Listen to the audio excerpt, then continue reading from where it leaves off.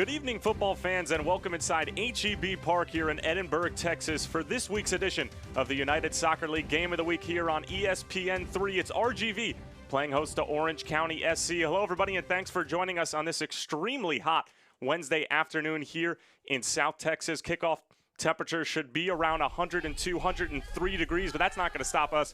Tyler Terrens, along with former four-time NCAA participant Morgan Conklin. RGV coming off a tough loss in Swope Park in their last match. Orange County on a four-match unbeaten streak, having recently taken down Seattle Sounders 2 in their last match. We'll jump right into our featured players. And on one side for Orange County, the visitors, Morgan, Wilito Fernandez has been in great form.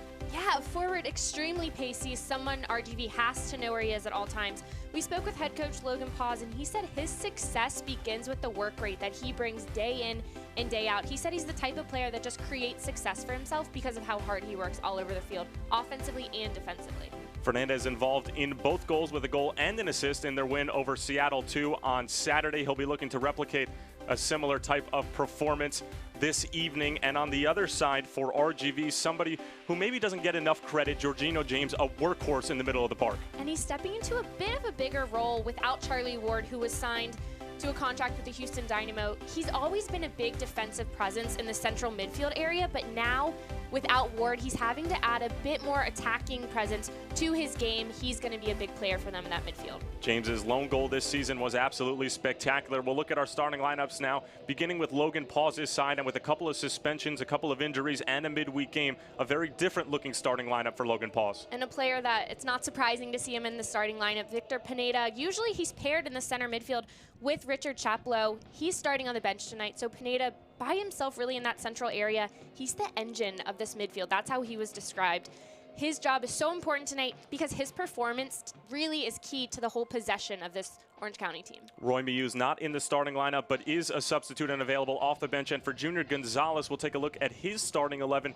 More of the same, but again, midweek game, so they're giving a couple of different players an opportunity. And he really described this squad as a true RGV squad. You have Eric Bird, James Wharton, three really key midfielders, along with Garcia Kasner. Keep an eye out for Ruben Luna. He is a player Junior Gonzalez said really is coming into his own. He's going to be fun to watch. Marco Carducci getting the start between the pipes for Junior Gonzalez as well. It should be a great one here at H-E-B Park tonight. It's RGV and Orange County SC for the United Soccer League Game of the Week. Don't go anywhere.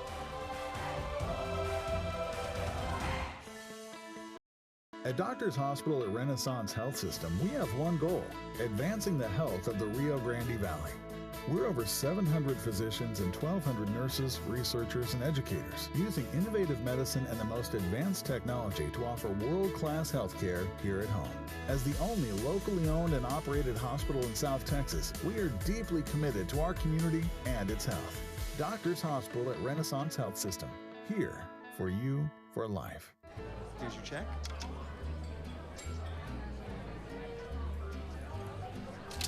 Oh, you got it. You know, since I got rid of my car, I really enjoy walking. Okay. Got it. No.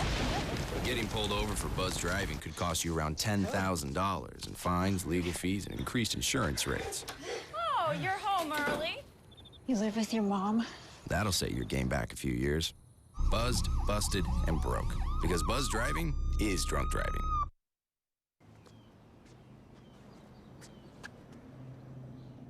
Here is my handle and here is my spout. When I get all steamed up, then I shout. Tip me over and pour me out. Oh. It only takes a moment to make a moment. Cheers. Take time to be a dad today. So there you are, shuffling through a stack of resumes and you come to mine. This is it, first impression, my way in. But can my resume show you how I truly stand out? Like that I was studying, going to night school while working 2 jobs just to help my parents pay for groceries. Or being the first one to always step up. No, that's something you just can't put on paper. Look beyond the resume and discover new ways to develop great talent that is dedicated, hardworking, and determined like me. Welcome back to HEB Park for the United Soccer League's Game of the Week here on ESPN3. Tyler Terrens along with former Virginia Tech Hokie Morgan Conklin. And we have a great one on tap for you here in South Texas. RGV coming off of a very tough loss against Swope Park, a 4-0 loss against a Swope team that is obviously red hot as of late. And on the other side for Orange County, a team that has played the least amount of games in the United Soccer League, Morgan. When we were talking to Logan Paws, he says obviously they're taking it one game at a time, but having only played 12 games, every match count, every point count being at the bottom of the table. Yeah, and we kind of spoke about that on the calls. You hate going back to all the time the lack of games a team has played, but it is such an important factor, not just in the beginning in terms of getting team chemistry, but also in terms of recovery and just having new players out there. So you hate talking about it all the time, but it is such a big factor that it's hard to ignore. Absolutely. A number of the teams in the Western Conference have about 6 or 7 more games played than Orange County, and they have a great opportunity here tonight against RGV as we are underway from HEB Park. Both teams right now on the outside looking in on the playoff picture. And while it's still a little bit too early, we are at the mid-season point for most teams. Obviously, Orange County not exactly there just yet as it goes out for a goal kick, and Marco Carducci gets his first touch of the evening. The 20-year-old getting the start between the sticks for Junior Gonzalez. Borja and Gaitia available off of the bench. He's gotten the majority of the starts. Callie Brown shared some time with Borja as well, but it's Carducci getting the start in a big spot, and that's sometimes what these midweek games can do for teams, Morgan. It obviously makes the coaches have to shift up their lineups a little bit, give players a rest because they have to turn back. They're actually playing each other again this weekend, but it's a great opportunity for players who don't see 90 minutes week in and week out to get an opportunity. But it's always interesting in how a coach is going to approach a midweek game, or if there's a game with a short turnaround, because that's not always how it is. I think this one was especially interesting to see how these coaches would go with their lineups because it is a home-and-home series with such a short turnaround. These two teams will see each other again on Saturday afternoon as right away RGV with an early opportunity. Kasner trying to slip it through for Emilio Garcia, but that is cut out by an Orange County back line that looks like it's 3 backs. Sometimes it'll look like it's 5, maybe a 5-3-2 sort of deal, but we'll see how it progresses and how Logan Paws wants to go about things.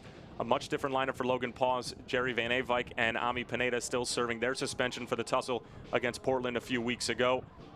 So a number of their leading scorers are out of the lineup. Roy Muse is not starting. He has 3 goals on the season. He's been in spectacular form, so we'll see if this Orange County ragtag squad can get it done against a seasoned RGV team, which has a lot of good talent in the middle of the field, but somebody who they just recently lost, who was acquired by the Houston Dynamo, the partnership that RGV has with the Dynamo in the MLS. Charlie Ward was signed a couple of weeks ago, and it's obviously a tough loss for RGV, but Junior Gonzalez talking to him, he feels like he has the necessary pieces to be able to fill the void. Well, and the midfield for RGV is so strong. Players like Eric Bird, we mentioned Georgina James in the open, Todd Wharton, players who may, I hate to say had a supporting role because there's only, obviously, there's multiple players in the midfield, but Charlie Ward was such a key player in that midfield area, but it's allowing other players to really step in, and they've said there's not one direct replacement for Charlie Ward, so it's having other players come into that area and show different parts of their game to really fill that role, at least until they get used to not having Ward out there. RGV will see that out for a goal kick. And again, Marco Carducci, the 20-year-old out of Calgary in his first season with RGV. Spent some time with Vancouver Whitecaps first team in the MLS, as well as Whitecaps FC2 in the USL, and now trying to find a home here in Edinburgh, Texas. And what a beautiful park this is. Soccer Specific just opened up in March of 2017. And just a great soccer specific stadium for such a great club that has a great support base.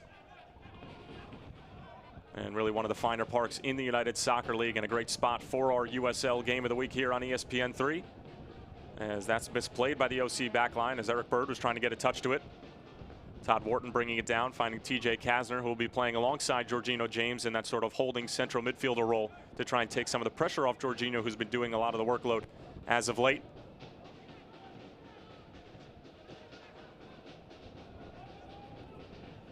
It's a bad giveaway by OC. An opportunity for Garcia as he goes for goal, but that's deflected by Ubias. And it will be a corner kick, the first of the evening for either team, and it'll be for RGV.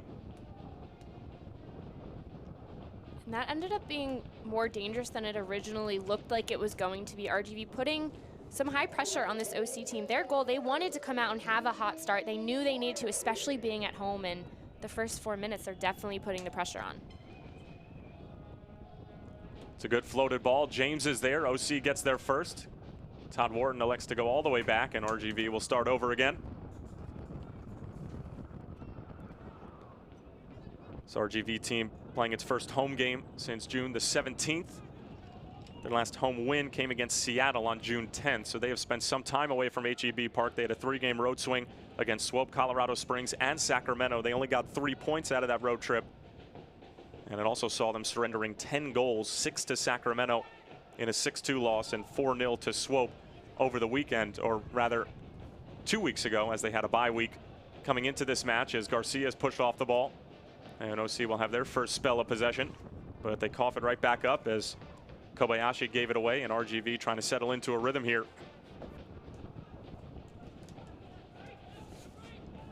Here's Luna working on Ubias, and it'll be a throw-in for RGV. Kai Green coming forward to try to maybe send in a long throw-in.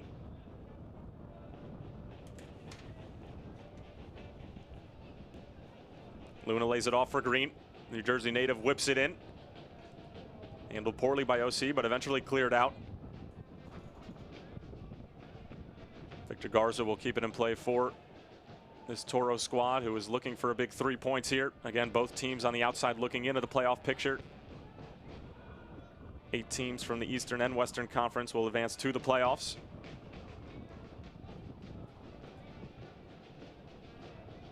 And this one's going to fall through for Luna. It's a good ball. The keeper's off of his line, and Luna cannot put it in the back of the net. It'll be a goal kick, and Luna is down. And he's immediately asking for medical attention. It was an awkward ball. We weren't sure if Luna was going to be able to get there. And it looks like Charlie Lyon might have caught him on the way out. And Ruben Luna did a good job of just staying with the play. It was a ball that was a bit deflected. Luna just worked his way around the defender. Lyon was a little slow coming off his line, hesitated at first because it was a bit of a broken play how it worked out.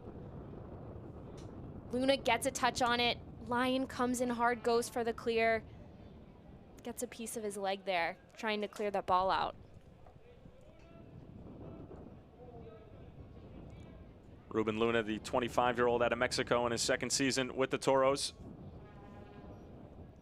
Played for the FC Dallas Youth Academy.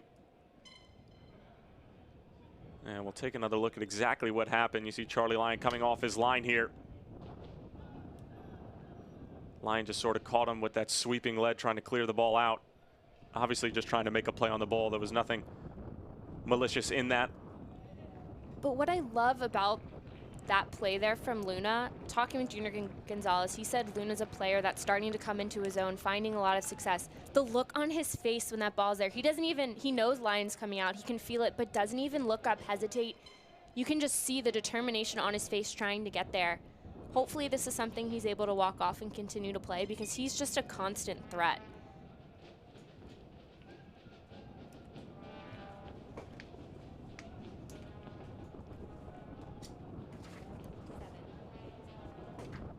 Fans, stay up to date on the latest USL news and information from around the league. Tune in USL Coast to Coast with Mike Watts Mondays at 7 p.m. Eastern Time on SiriusXM FC Channel 85. Also, don't forget, SiriusXM FC will air the USL Game of the Week. Please check USLsoccer.com for dates and times. And we welcome our Sirius listeners as well to the start of this match, as we are just into the 9th minute.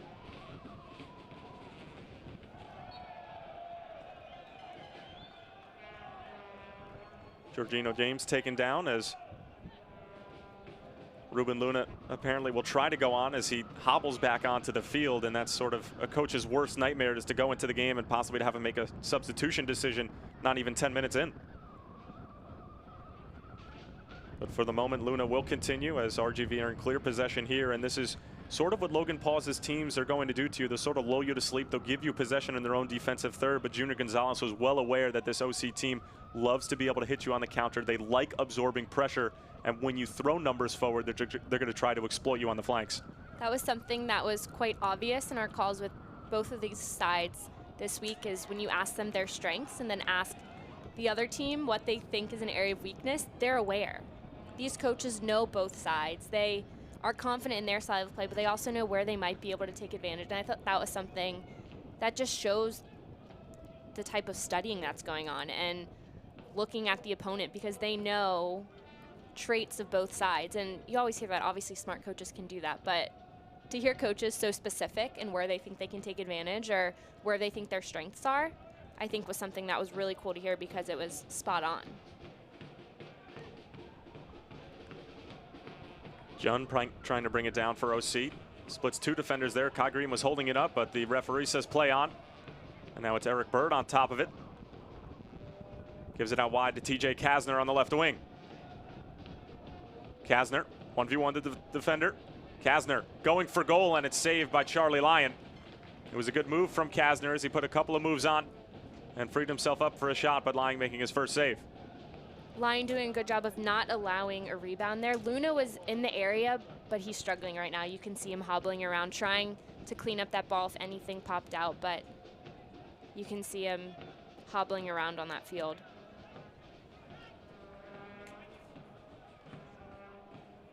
RGV do have a couple of options to replace Luna with. Could potentially see a Camilo Monroy coming on, or perhaps Kyle Murphy or Christian Lucatero as possible replacements for Luna, but for the moment, he'll try to carry on. Kai Green going to ground, and that's a fantastic challenge from that young man out of Jersey City, and the Orange County player is down and injured. And it is Wilito Fernandez.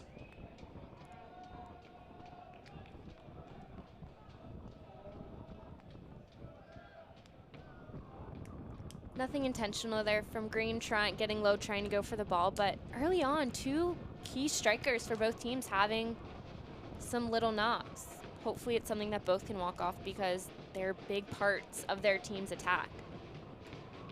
Fernandez, our featured player for Orange County, and then the other side, Luna, probably the most dangerous threat on the offensive side with Charlie Ward gone.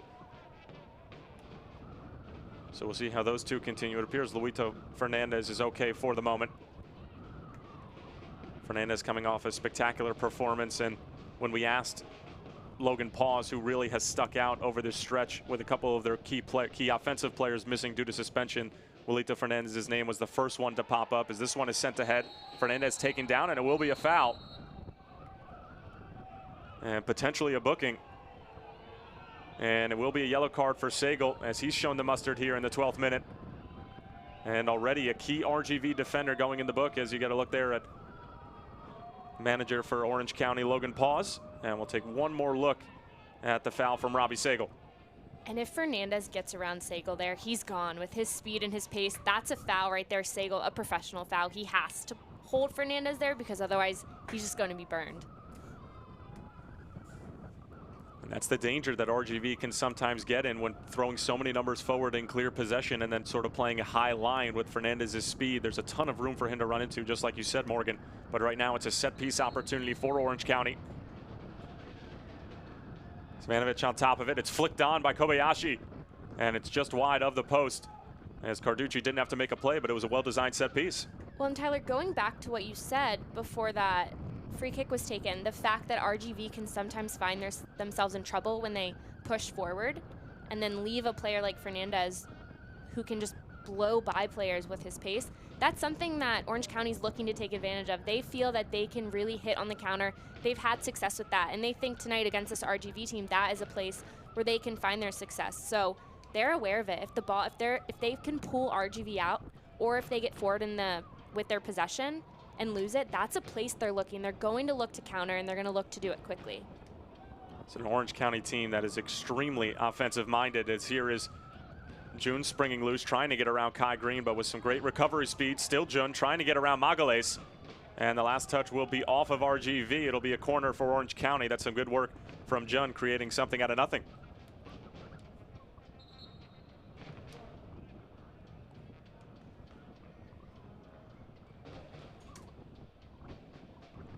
Head referee Daniel Radford checking on something over on the sideline. It is Ruben Luna who is down again, and this is probably going to force Junior Gonzalez to have to make a substitution, with Luna going down for the second time in about 3 or 4 minutes. And you could take a look there at that nasty cut he got from Charlie Lyon.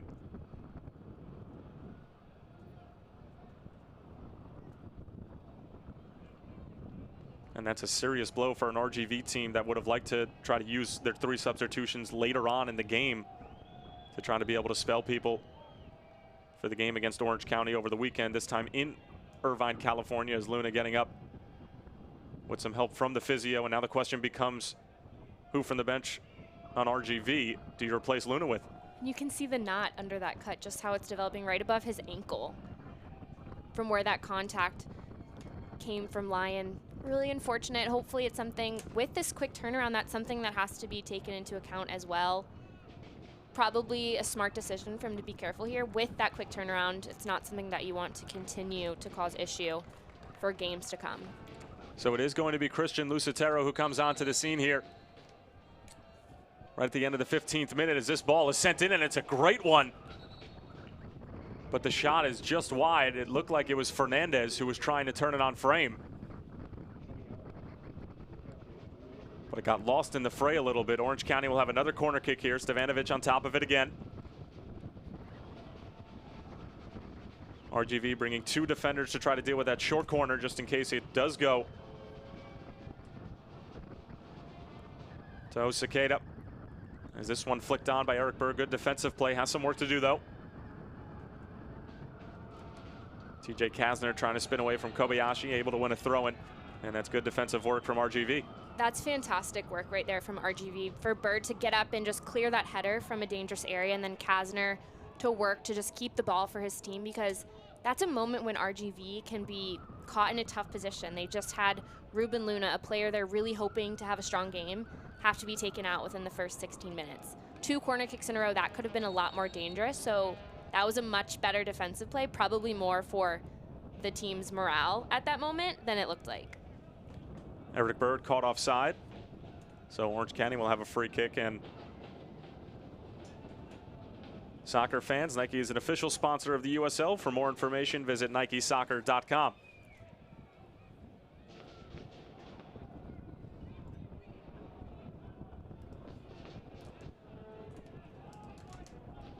So Orange County side on a nice little stretch, 4-match unbeaten streak to their name.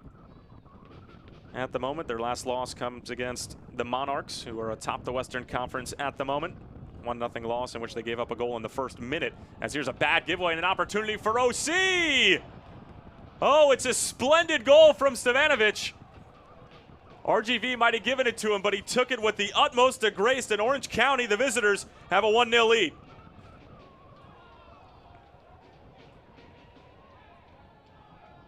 Just a poor defensive play. Good pressure there, starting from Stevanovic. Then you have Fernandez coming, bringing his own pressure as well. Stevanovic just in the right place at the right time, brings that initial pressure, is ready for the ball back through.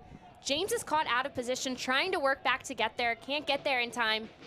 That's a really nice little touch from Fernandez as well to set up that shot first time. A very nice touch indeed. So Wilito Fernandez, his team has scored 3 goals in the past game in 17 minutes, and he's been involved in all 3 of them. Gets the assist there. Stevanovic gets the goal, and it was certainly against the run of the play in the opening moments. OC were starting to settle in a bit over the last few minutes, but it was just a bad giveaway from Magales, and somebody who Junior Gonzalez had such high praise for during our phone call with him, but making a huge mistake there, and Fernandez with a great presence of mind to be able to lay it off, and that's a world-class finish from Stevanovic. Well, in the initial pressure from Stevanovic coming central, putting that pressure on Magales really made it difficult and didn't give him all of the vision that he needed in order to play that ball out. You could see James coming back, trying to help out. He was cut off from the initial pass as well. So Magales didn't have many options, but that defensive pressure from OC, the 2 players working together, Fernandez and Stevanovic, that was executed perfectly. That's what you want to do. You want to squeeze the attacking team into your area. You want to squeeze them into your zone and then hop on the ball and take it, and that's exactly what Fernandez did when that space was squeezed towards them. Stevanovic with his first goal of the season, Wilito Fernandez with his 2nd assist, and just like that, the visitors, who are on a 4-match unbeaten streak, have a 1-0 lead. And we were just talking a few moments ago, Morgan, about how this Logan Paul's team will sometimes lull you to sleep and not pressure your neuro defensive third, but the few times that they do pick their spots, it can sort of be a jarring experience for the back line because you're so used to being able to knock it in your own defensive third, and now you have the likes of Willito Fernandez and Stevanovic running right at you. And it's difficult to play out of because you don't know what the team's going to do, but also on the other side of that for Orange County, that's just being on the same page as your teammates. That is exactly what team defending, that's what a part of team defending looks like. It obviously didn't take the whole entire team. Those two were able to do their job and do it well, but that's where it starts. It starts with those two forwards forcing the ball to where they want it to go. And they were able to force it directly to their players and take advantage of that. But that's just being on the same page and choosing their moment and then squeezing really hard to just decide where that ball's going to end up. Good work from Fernandez again to win the ball back for OC, but Magalhaes coming to the rescue this time and getting it right. And Jorginho James, the leader in the middle of the park for this RGV team, slowing things down. And this Toro squad will try to settle into a rhythm here after going down 1-0 at home. And with one of their main strikers going down and being subbed off a few moments ago, now in a one-goal hole, if you will. As there's a nice touch for Merrick Bird. Emilio Garcia on top of it now, looking for an option.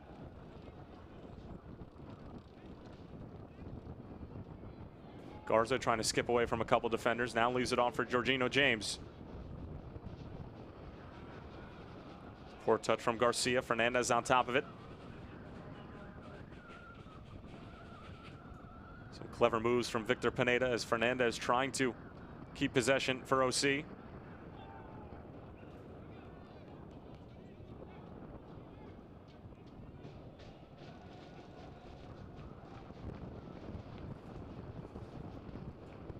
USL is one of the most prominent second division professional leagues in the world, featuring some of the game's top talent and rising stars. Stay up to date with all the latest league news and information by visiting uslsoccer.com and follow them on Twitter at USL.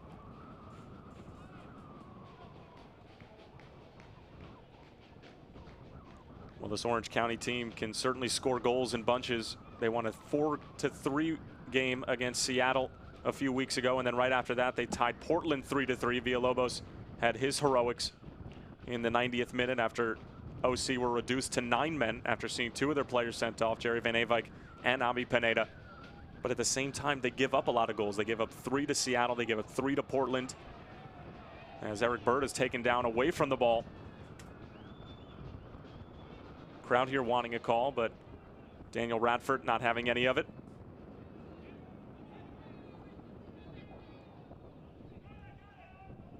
So with all these goals that OC is giving up, Morgan, I guess the question becomes for RGV, are they going to be able to take advantage of the opportunities? Because it seems like OC, just by nature, give a fair amount of opportunities to the opposition. It's just a matter of now with Luna out and a couple of your star offensive players not in the lineup, are they going to be able to take advantage?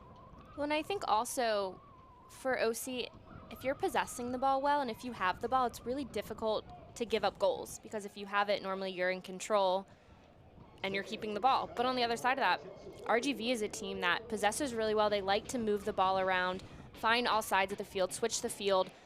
So I think whoever's winning that midfield battle and whoever has the ball, it sounds so simple, but whoever has the ball is a team that's really going to be more dangerous, because OC may score and may give up, but they like to have the ball going against a team RGV that really excels when they're possessing and when they have the ball and are able to dictate the game.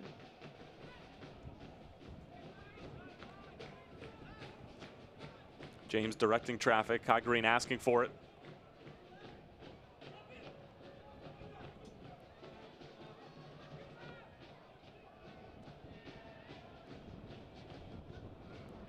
That's good work from RGV to get out of a tight area. Todd Wharton, University of Virginia product, is stood up by Willito Fernandez. And there it is again, Morgan. Logan Paul's talked so much about how he does his work on the defensive end as well as he puts that challenge in. Now it's along for Jun. Jun trying to send it across but couldn't quite wrap his foot around it. And it'll be a goal kick for Carducci. And that's a perfect example of Orange County trying to take advantage of a counterattack there. They allow RGV to move the ball around. Todd Wharton decides to dribble forward. They go in for the tackle, win it, and then spring Jun in right away to try to get him down that line and isolate the flanks. That's just executing their game plan. It's obvious what they're doing. RGV just needs to take care of the ball when they have it. If you don't have to dribble, pass. Do the simple play. There's no need to dribble into space if right now passing and finding your teammates is the best option and allows you to build forward the best way. Garcia again is dispossessed here on this near side. Kobayashi comes away with it, and again, OC looking to isolate themselves out on the flanks, and it's Stevanovic.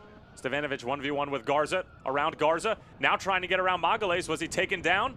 No. Michael Radford says play on, but it was good work from Stevanovic, who already has a goal to his name.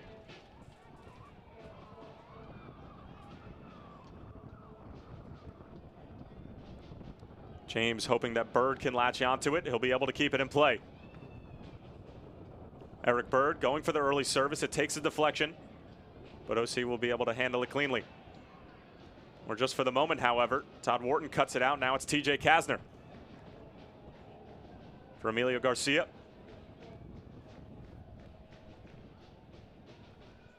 Eric Bird off for Victor Garza. Scooped up for Kasner. Kasner taken down. Radford doesn't like any of it. Or maybe he does. It is going to be a foul against Orange County. I believe it was right outside of the area. A couple of Orange County players protesting, but we'll take another look. That was a late call because that doesn't look like it was a foul. It looks like two players going for the ball. Both have their legs up in the air. Both have their knees up going for the ball. It wasn't clean on either side. Kasner obviously got the tougher end of that, but I don't think that is necessarily a foul because both players are just going for a bouncing ball. Well, now the question becomes, was it inside of the penalty box? And Michael Radford is saying that it is. And now this might be an opportunity to use the video assistant referee.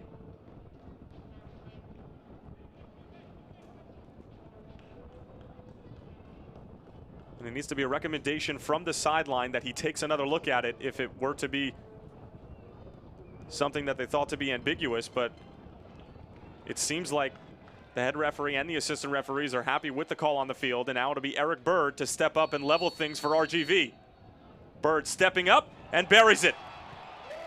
Eric Bird taking advantage of the opportunity given to him, and RGV levels things here at HE Park. We're all leveled up at 1 apiece. Just a calm, simple finish there from Bird. He knew where he wanted to go with it, found the side of that corner. Whether or not I thought it was a penalty kick doesn't matter anymore. Eric Bird stepped up, took that chance.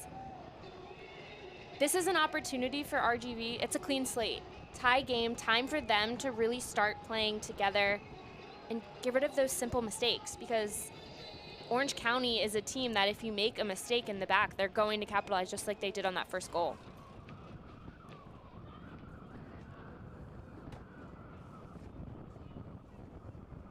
So this would be a good time for our video assistant referee notice. Fans Today's Match plays an important role in the close partnership between Major League Soccer and the USL to test the use of a video assistant referee, or VAR. The VAR will be implemented during key match-changing situations and serious missed incidents on the field. For more information on VAR and its use in the match, visit uslsoccer.com. And that seemed for all in the world, Morgan, that it was a match-changing situation. I guess the tough part about the VAR is that the evidence has to be conclusive. And with that angle and exactly where the foul was committed, it would have been extremely tough to find conclusive evidence, as that one is cleared off by Robbie Sagal. Well, and you could see Daniel Radford, the head referee, point to his knee saying there was a foul coming in there the way the tackle happened. But just from looking at the replay, the angle of the replay, the way that happened, it looked like two players going for the ball. It's so difficult, though, seeing it with it's so close to being in the box, kind of an odd bounce the way two players are going for it, but in the replay, our angle, it didn't look like a foul. Did Kasner go down? Yes. Did he get hit? Yes. But they were just both going for the ball. Well, either way, Eric Bird will take it. And he's certainly not going to argue with Daniel Radford. He gets his 3rd goal of this season, and off to a bit of a strange start, Morgan. It seemed like both teams were trying to find a rhythm early on. Orange County got a bit of a cheap goal, more of a goal that RGV handed to them than anything. And then RGV comes down on the other end, and what looked like you said, an innocuous play turns out to be a penalty. And now here we are tied up at 1 apiece with about 15 minutes remaining here in the first half.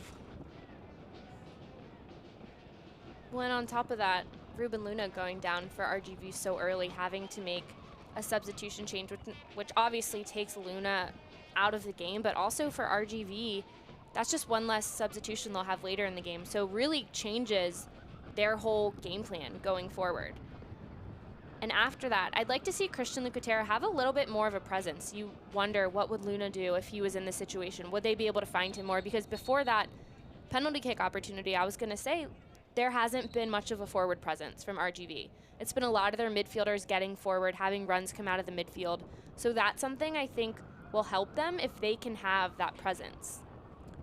Well, we are going to have a hydration break considering temperatures at kickoff are around 101, 102 degrees. And you can also hear that whistling. That's 20-mile-per-hour winds coming out of the southeast. That also might have effect on the game as well. But we're in the midst of our hydration break here in the first half. A good opportunity for the teams to catch their breath, get a little rinse, and get some instruction from the coaching staff as well. As you can see, Logan Paws having a conversation with Victor Pineda on the sideline, then Junior Gonzalez talking to his midfield and his attacking front. And we'll take a look at the goals so far in this match.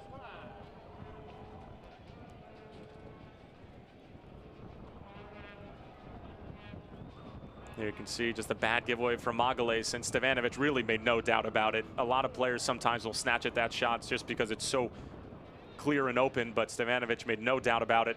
Great feed from Fernandez, and that's what got us started.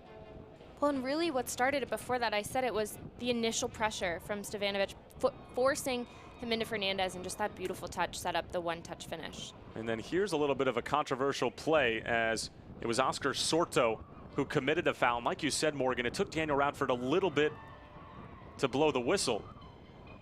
And after looking at it a second time, he definitely was taken down, if taken down at all, inside of the area. And then Eric Bird stepping up and getting Charlie Lyon to go the wrong way.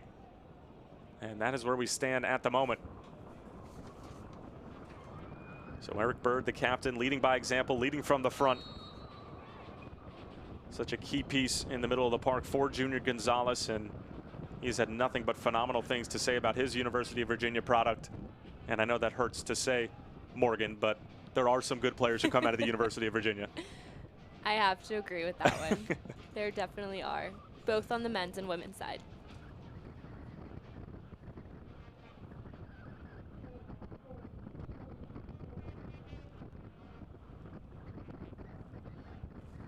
Fans, stay up to date on the latest USL news and information from around the league. Tune into USL Coast to Coast with Mike Watts, Mondays at 7 p.m. Eastern Time on SiriusXM FC Channel 85. Also, don't forget, SiriusXM FC will air the USL Game of the Week. Please check uslsoccer.com for dates and times. Fernandez once again putting pressure on Carducci, forcing him to just hit that ball out. Using his pace, Fernandez, not just on the attacking end, but defensively, putting in the work to force Carducci just to serve the ball out. He didn't have any time to do anything with it. And Fernandez almost laying it off for his teammate there and putting him in a solid spot to maybe go for goal. Fernandez, 27 years old, out of Cape Verde Islands. Played his college ball at UMass Lowell. Was a Riverhawk from 2013 to 2016. Moved to the United States in 2009. He was actually drafted by FC Dallas. But finding a nice home with Orange County and really stepping into a solid role. And this might be the best thing to happen for Willito Fernandez, having Van Avijk and Ami Pineda suspended. Obviously not great for Orange County and for those two players, but it's forced Fernandez to really put a lot of the offensive attack on his own shoulders. And he's really thrived in the moment. And that's something that's always... You never know how it's going to go when you have players out, whether it's for suspension, injury, or whatever it may be, how the rest of the team's going to step up. Obviously, it's not ideal to have some key players not able to be on the field. But like you said, it gives other players opportunity and forces them to maybe find a whole nother part of their game or really find that style of play that they may have been missing or haven't really had to use. Here is Magales, directly responsible for the Orange County goal. Now Victor Garza getting forward. And you can just see how deep Orange County are sitting in. The line of confrontation is well within their own end. Just with Julito Fernandez trying to be the outlet on the other end as Kai Green and Solomon Ubias collide, and Ubias clearly got the worst of that one.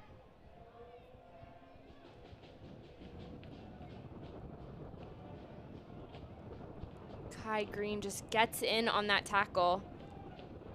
You always hear the further you are from a ball, the more it hurts if it hits you. He gets so close so he doesn't feel much of that tackle, but just runs through Ubias on his way to it. Soccer fans, Nike is an official sponsor of the USL. For more information, visit nikesoccer.com.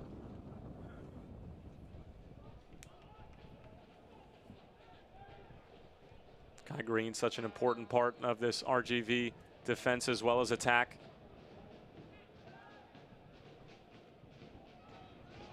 Out of Jersey City from the Garden State. In his second year with RGV. Spent some time in Germany in some lower level teams. Played his college ball at Seton Hall University with the Pirates. As here's Kobayashi going out wide. It's another good ball in for Stevanovic. Stevanovic going for goal, and it's just wide. Oh, Stevanovic, I'm sure, would like to have that one back. Fernandez was looming in the area as well. Stevanovic could have had 2 to his name, but it remains 1-1. Really nice movement, finding that ball wide. Perfectly weighted ball to Stevanovic. Was almost in between maybe a far post shot and a cross. Fernandez couldn't exactly get there. It was a little past him, but not enough on it to find that far post. That's a dangerous ball. That initial ball to Stevanovic just was weighted perfectly from Kobayashi. Just beautiful to find it there, and then just the quick ball back across. Forcing this RGV defense to slide over, but then also they have to find the runners. Fernandez was getting in, so that's why it's so dangerous, because it's sending the ball across goal and then right back across. Here's Fernandez again, winning in the middle of the park, and now striding forward is Oscar Sorto, going out wide for Stevanovic. Stevanovic finding Victor Pineda, very clever on top of the ball, trying to squeeze through 2 defenders there, but is dispossessed. Pineda still with it and somehow gets it to Stevanovic, who's away. Dusan Stevanovic trying to square it back across for Jun. It was a good idea, but the pass had to be picture perfect. Now here's Pineda trying to win it back. Emilio Garcia on top of it now. And RGV in absolute scramble mode at the moment. And Kasner takes a knock. He goes down. And Jun is called for the foul.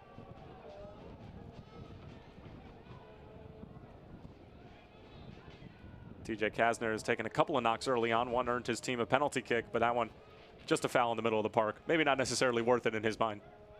He might be sore tomorrow from all of this. He's been on the wrong side of a couple tackles. Emilio Garcia going out wide.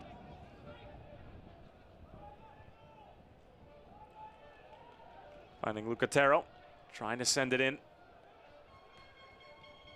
And Stevanovic will do away with it.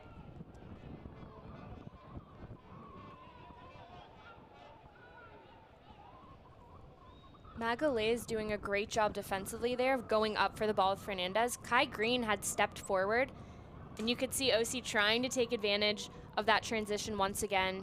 Magalays, though, did a great job of just winning that ball to not allow it whatsoever, because they didn't have many defenders back in that moment.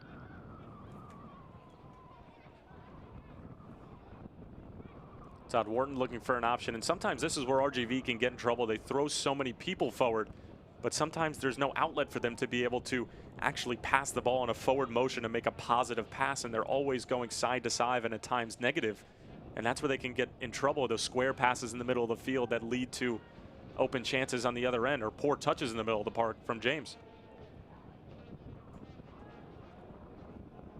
Magales.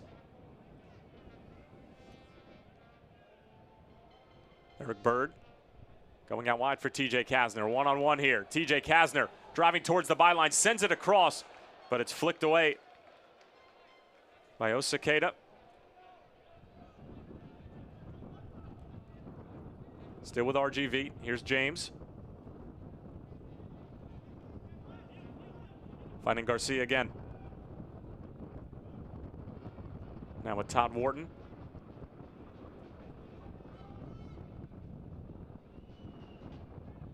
RGV very patient here. Just trying to pick their spot. James. For the substitute, Lucatero one more time.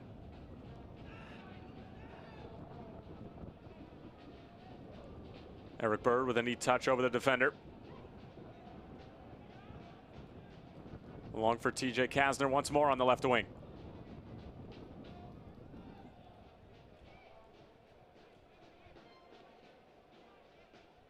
Both outside backs completely involved in the attack for RGV. Wilito Fernandez, the lone outlet for OC.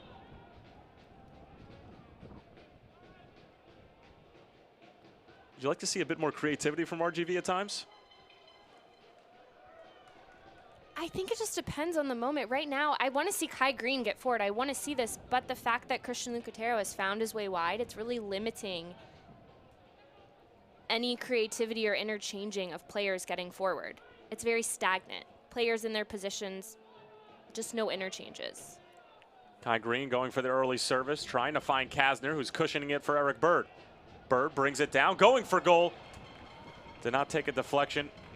And it'll be a goal kick for Charlie Lyon. So all of that possession, all of those passes wind up with a semi-half chance for Eric Bird from about 25 yards away.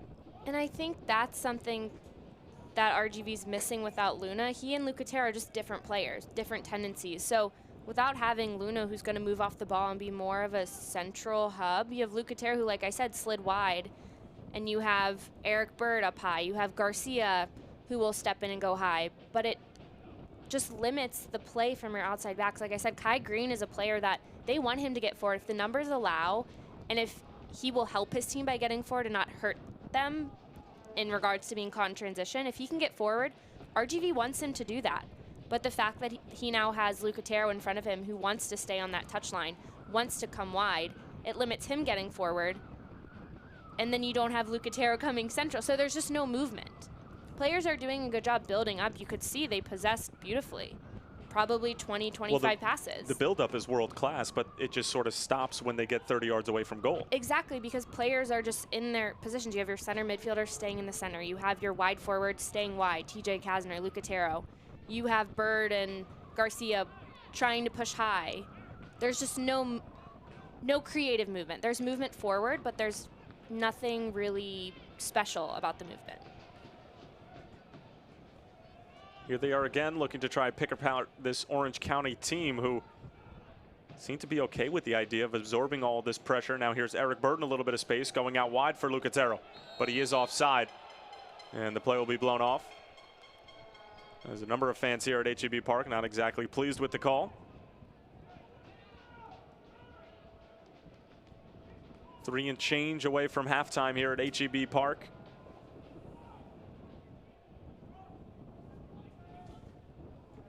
Fans, stay up to date on the latest USL news and information from around the league. Tune into USL Coast to Coast with Mike Watts Mondays at 7 p.m. Eastern Time on Sirius XM FC Channel 85.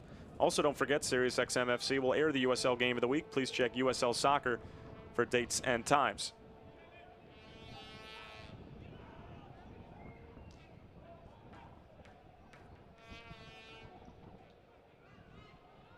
Stevanovic and Eric Bird from the penalty spot right now are our goal scorers. Bird trying to find Garcia just out of his reach.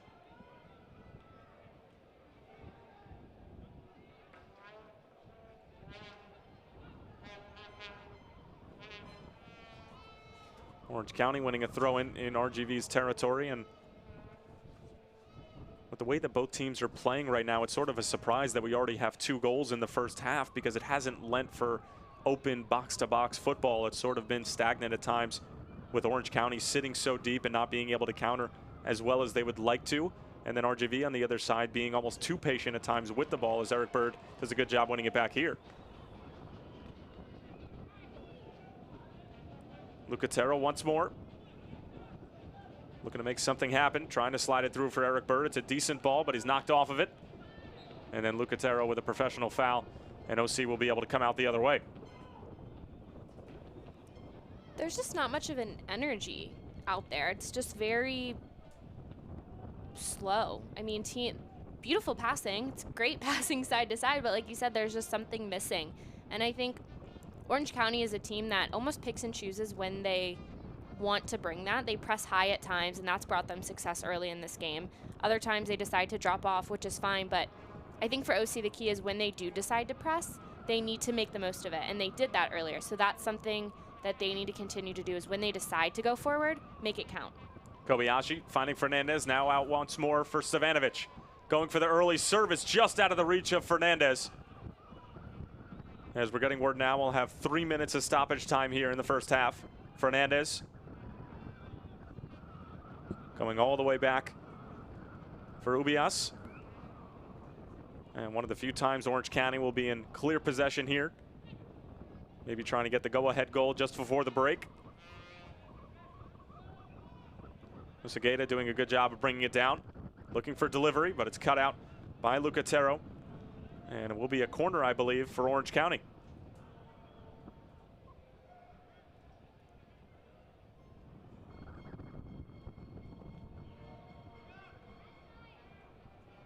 There you see the 3 minutes of added time. Orange County looking to possibly get a tally before halftime. They were only leading 1-0 for about 5 minutes before RGV equalized. It's a good ball towards the back post, and once more, Eric Bird coming back for his defensive responsibilities and making the most out of it as that ball actually hit the corner flag and now eventually goes out. It'll be another corner for OC. Eric Bird doing a really job defensively, winning. He's won 2 corners like that, which that's what this RGV team needs. It needs to not be anywhere near their box, especially on a dangerous free kick. He's done a good job of going up for it and just clearing the ball from a dangerous position. Segeda on top of the corner. It's a decent ball in, but Carducci read it the whole way, able to hang on to it and slowing things up for RGV.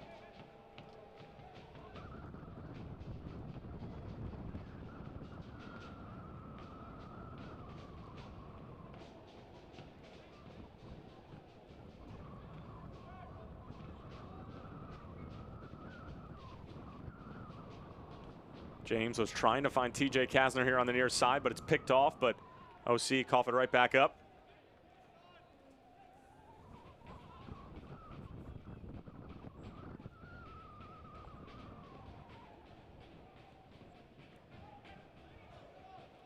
Again, both teams right now on the outside looking in with regards to the Western Conference playoffs. However, a win for RGV, and they would be right in the mix, right around that 8-9 seed area. And a win for Orange County in just their 13th game of the season compared to other teams in the Western Conference who have played 17, 18, some have played 19 games. They would throw themselves right in the mix as well, right on that cutoff line. But right now, deadlocked at 1. And both teams probably just trying to keep the result where it is right now, heading into the dressing room.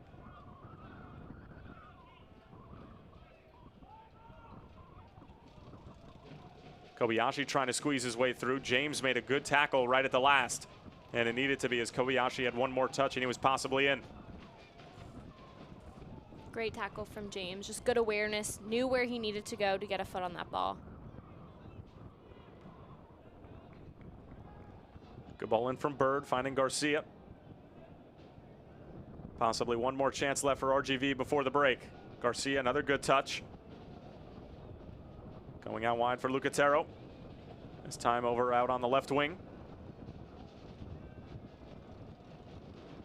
Garcia. Now James. Fernandez tracking back.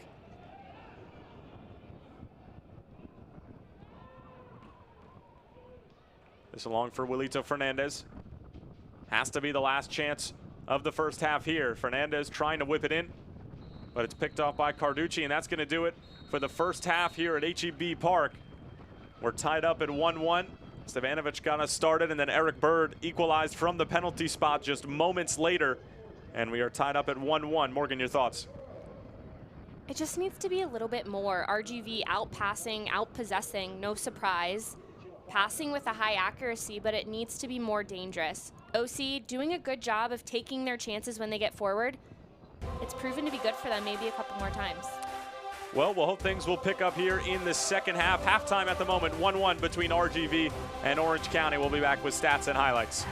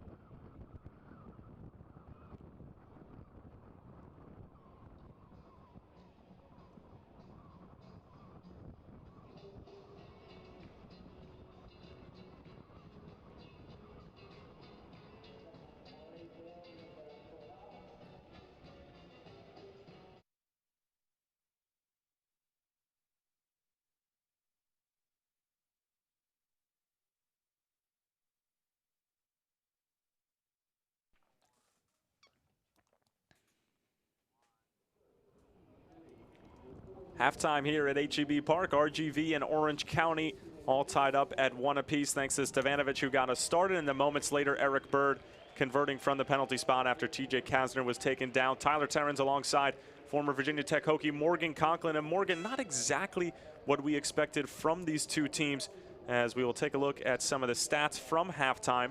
And obviously RGV dominating the possession category. It's even 1 apiece, but OC has made good on the opportunities that they've had going on the counter. Yeah, RGV, like you said, outpossessing. They've outpassed by over 100, and they're also passing at almost 90%, but it just has been a lot of side to side, nothing too dangerous going forward. As you said, OC making the most of their chances, really creating something just from their defensive pressure and taking advantage of that. I think in terms of the run of play, RGV just has to be more dangerous. There's no way they can continue to just move the ball side to side and not have anything come off or even really pressure the goalkeeper. 5 shots, 2 on target, but they haven't been that dangerous. The 1 yellow card issued to Robbie Sagal after he took an OC player down who was going out on the break, as the fans here at HEB Park are still waiting for this game to really open up, as it was a little bit of a droning first half, but both teams able to break through. We'll be back with highlights and a USL feature when we come back.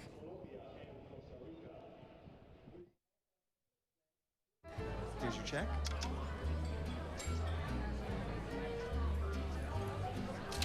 Oh, you got it.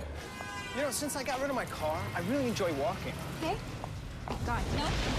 Getting pulled over for buzz driving could cost you around $10,000 in fines, legal fees, and increased insurance rates. Oh, you're home early. You live with your mom? That'll set your game back a few years. Buzzed, busted, and broke. Because buzz driving is drunk driving. Here is my handle and here is my spout. When I get all steamed up, then I shout. Tip me over and pour me out. Oh. It only takes a moment to make a moment. Cheers. Take time to be a dad today. I'm a retired school psychologist, and helping people was my thing. I was very independent and thought I could take care of myself. I fell and I had to have Meals on Wheels. After my stroke, when Meals on Wheels started, I was on the other end of the stick, so to speak. Meals on Wheels coming to my door as someone who's housebound, having someone check on me, assures me that I'm not forgotten. Meals on Wheels has given me a mode of freedom that I wouldn't have otherwise. We're the clients. We are the clients. We are the clients of Meals on Wheels. America, let's do lunch. 1 in 6 seniors faces the threat of hunger, and millions more live in isolation. Drop off a hot meal and say a quick hello. Volunteer by donating your lunch break at americaletsdolunch.org. There's a shelter pet who wants to meet you. Meet one today. Visit theshelterpetproject.org. Adopt.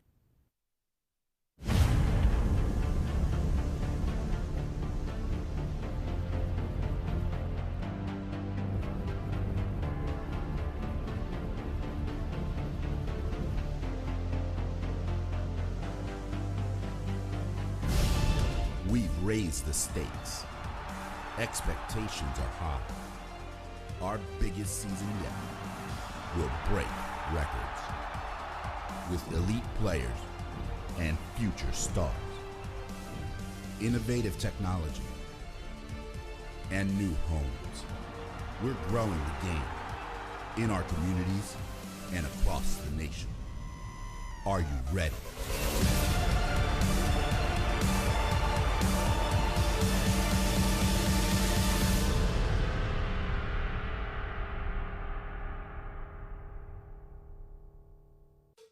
We are officially past the midway point of the 2017 USL season. The first half saw the setting of new records, attendance reach over 1 million, and strong play on the field, highlighting the Fans' Choice Mid-Season Awards. Nominees were chosen for the awards, and the winners were left up to fan vote. Diego Restrepo was voted Goalkeeper of the Year, winning a staggering 59% of the vote. The San Antonio FC goalkeeper started the season as the backup, but stepped in after Matt Cardoni's injury and has racked up 7 clean sheets along the way, to go along with a .39 goals against average and a .862 save percentage. Kyle Smith was voted Defender of the Year, the only Louisville City FC player to play every minute for the club this season. The league's newcomers were recognized in a close vote, but Reno 1868 FC's Chris Wehan just edged out New York Red Bulls 2's Aaron Basulovic for the Fans' Choice Rookie of the Year award by 0.1%. Wehan is tied for the league lead in assists with 7, while Basulovic has yet to come off the field for New York Red Bulls 2, passing at an 84% accuracy rate. Chandler Hoffman claimed the title of Fans' Choice MVP. Hoffman has tallied 11 goals and 5 assists and found himself as the lone player in the top 5 in the league in both categories. Hoffman, along with head coach Briggs, have helped lead Rio Monarchs SLC to the best record in the league, a feat that earned Briggs the Fans' Choice Mid-Season Award for Coach of the Year. For USL Network, I'm Morgan Conklin.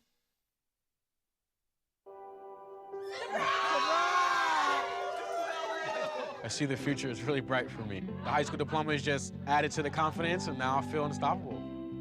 Find free adult education classes near you at finishyourdiploma.org.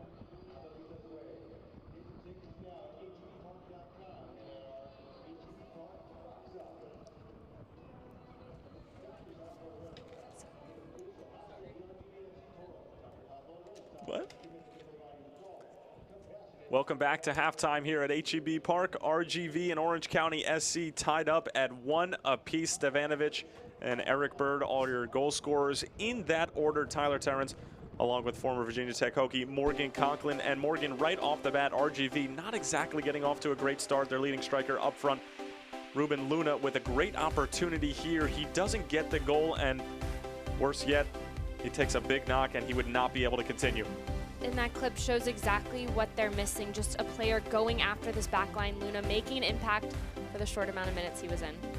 And then we'll take a look at the entire buildup from this player. Lack of buildup, or perhaps just a mistake from Magalhaes. And you see here the terrible touch that leads to Walita Fernandez sliding it over to Stevanovic, and then Stevanovic with an absolutely world-class finish to put up OC 1-0. And Magalhaes doesn't have many options to play that ball up, but like you said, just a really big touch. Stevanovic putting the initial pressure on him. Fernandez just there for the beautiful touch back and a really nice finish from Stevanovic. But then RGV would come right back the other way. Would look like a pretty innocent play. Would turn out to be a penalty kick at TJ Kasner perhaps was taken down here, and it would be a penalty awarded to RGV. Morgan, you weren't exactly thrilled with the call. No, I just saw Sorto, Kasner both going for the ball, but Eric Bird stepping up for this RGV side, putting it back equal. Really nice finish, just classy. Knew where he wanted to go and just placed it. And neither team would really have too many chances throughout the rest of the first half, but this one was a big one for OC. Stevanovic again, but he would not be able to find the back of the net this time. A perfectly weighted ball, though, from Kobayashi. And just quick movement. That was really one of the only times we saw quick movement around box for either side. Stevanovic trying to get a look on frame. Just missed his mark, but that's something that's been missing. There hasn't been a lot of that quick movement around frame. So now we'll take a look at Orange County's upcoming schedule, and obviously having only played 13 games, including this one, they really have to make it up and in a hurry. They have a little home and home with RGV. They'll play RGV Saturday, July 22nd at 8 p.m. And then we take a look at some of their upcoming matches, and these are winnable games against Vancouver, LA, but then you have a tough test at San Antonio and then home against Colorado Springs. So some very good opportunities to make up points here. And that Vancouver game is going to be extremely important coming off that home and home, but that's the most rest a week that they'll get for a while. So that's a game that they definitely need to be recovered for and be ready for that one. And then they have 3 games in 7 days, 2 on the road, 1 at home. And for RGV, they've played right around the norm of amount of games this season so far. They're at Orange County again on Saturday, but then it'll be home against Rio Monarchs, at Portland Timbers too, which can, a lot of people think that that's a trap game going there because at some point Portland needs to get on some sort of roll and pick up some sort of points. And then you're at Vancouver, at Seattle. So a Pacific Northwest trip coming up for RGV at the end of July, beginning of August, but all great opportunities to try to pick up points. Yeah, and that's a tough schedule too. A bunch of games, short turnaround. To play Orange County, for these two teams to play again so quickly is a bit of a mental game in its own. And then to have to return at least their home against Rio Monarchs. RGV looking to take advantage of this opportunity at home here, 1-1 at the half at HEB Park. And now a look at the Western Conference standings. And Rio Monarchs really haven't been bothered at the top of the table by anybody yet this season. San Antonio within striking distance, but Swope has really thrown themselves into the hosting a playoff game consideration. And then you see RGV right there at the bottom at 10, Orange County a couple below them at 12. But the bottom of the Western Conference is completely jumbled. 1 or 2 wins and you're in the mix.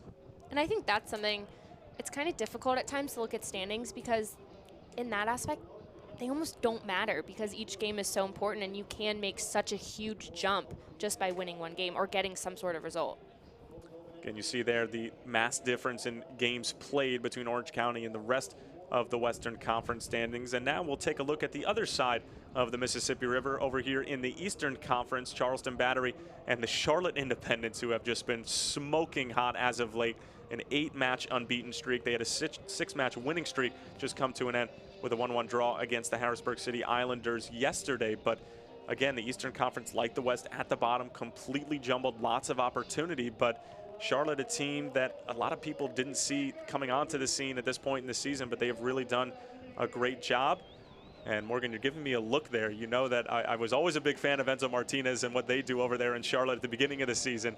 And it was only a matter of time before Mike Jeffries got his side in line. But we're west of the Mississippi tonight, and we'll have to finish this one up here at HEB Park. 45 minutes to go. Morgan, I know we talked about a little bit about what RGV can do on their side of the ball, just be a bit more creative, a bit more movement on the offensive side of the ball. Does Orange County need to do anything differently?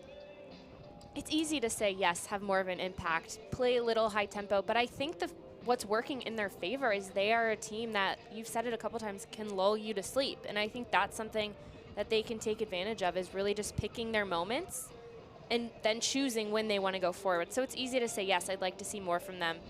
But I think that's something that's making them so dangerous right now, is you don't know when they're going to decide to press or when they're going to try to turn it on. For RGV, it's easier to say they need to be more dangerous because they've had the ball so many times, and they've had the ball as they build up, but have just chosen to go side to side. So it's a little bit easier for RGV to say they need to be more dangerous with the ball. Well, we're underway here for the start of the second half at HEB Park. Orange County and RGV looking to get a big 3 points. OC riding a 4-match unbeaten streak. RGV have not had a home win since June 10th. So that would be a nice 3 points to pick up in front of their home crowd, with a big Pacific Northwest trip coming up at the end of July. As RGV right now having a difficult time dealing with this loose ball here in their own defensive third, as Kasner couldn't get ahead to it. And OC will stay in possession, but it also has to be said, Morgan, that this midweek game sort of always has a negative effect on these players. It's tough. It's usually a different lineup. There are some changes, as well as just legs are weary. We're in the dog days of the summer, dog days of July. And I'm sure when you were playing, if you had a midweek game against a conference opponent or a non-conference opponent, you weren't exactly going 110%. You weren't flying like you might be on the weekend with a week's rest.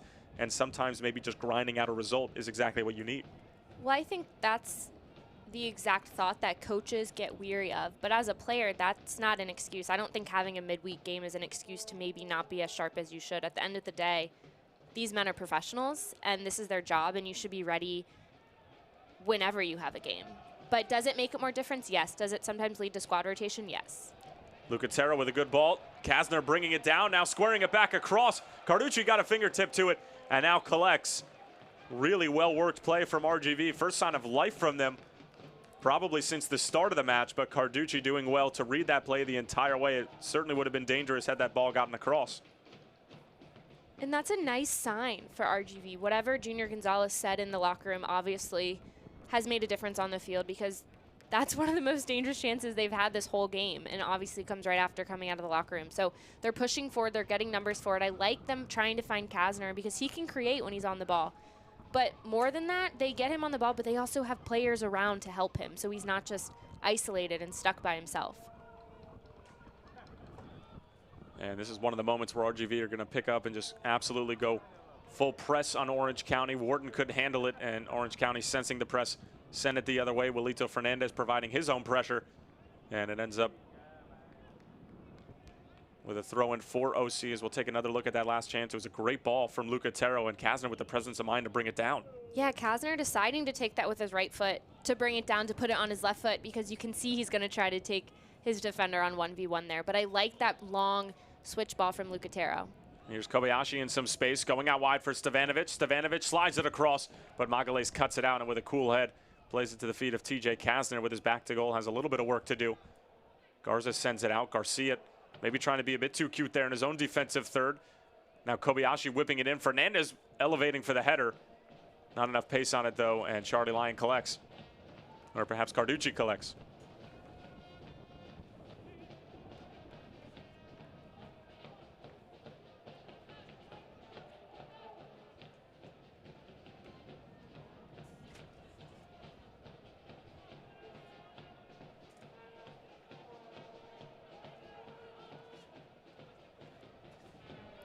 Fans, stay up to date on the latest USL news and information from around the league. Tune into USL Coast to Coast with Mike Watts Mondays at 7 p.m. Eastern Time on SiriusXM FC Channel 85. Also, don't forget, SiriusXM FC will air the USL Game of the Week. Please check USLsoccer.com for dates and times.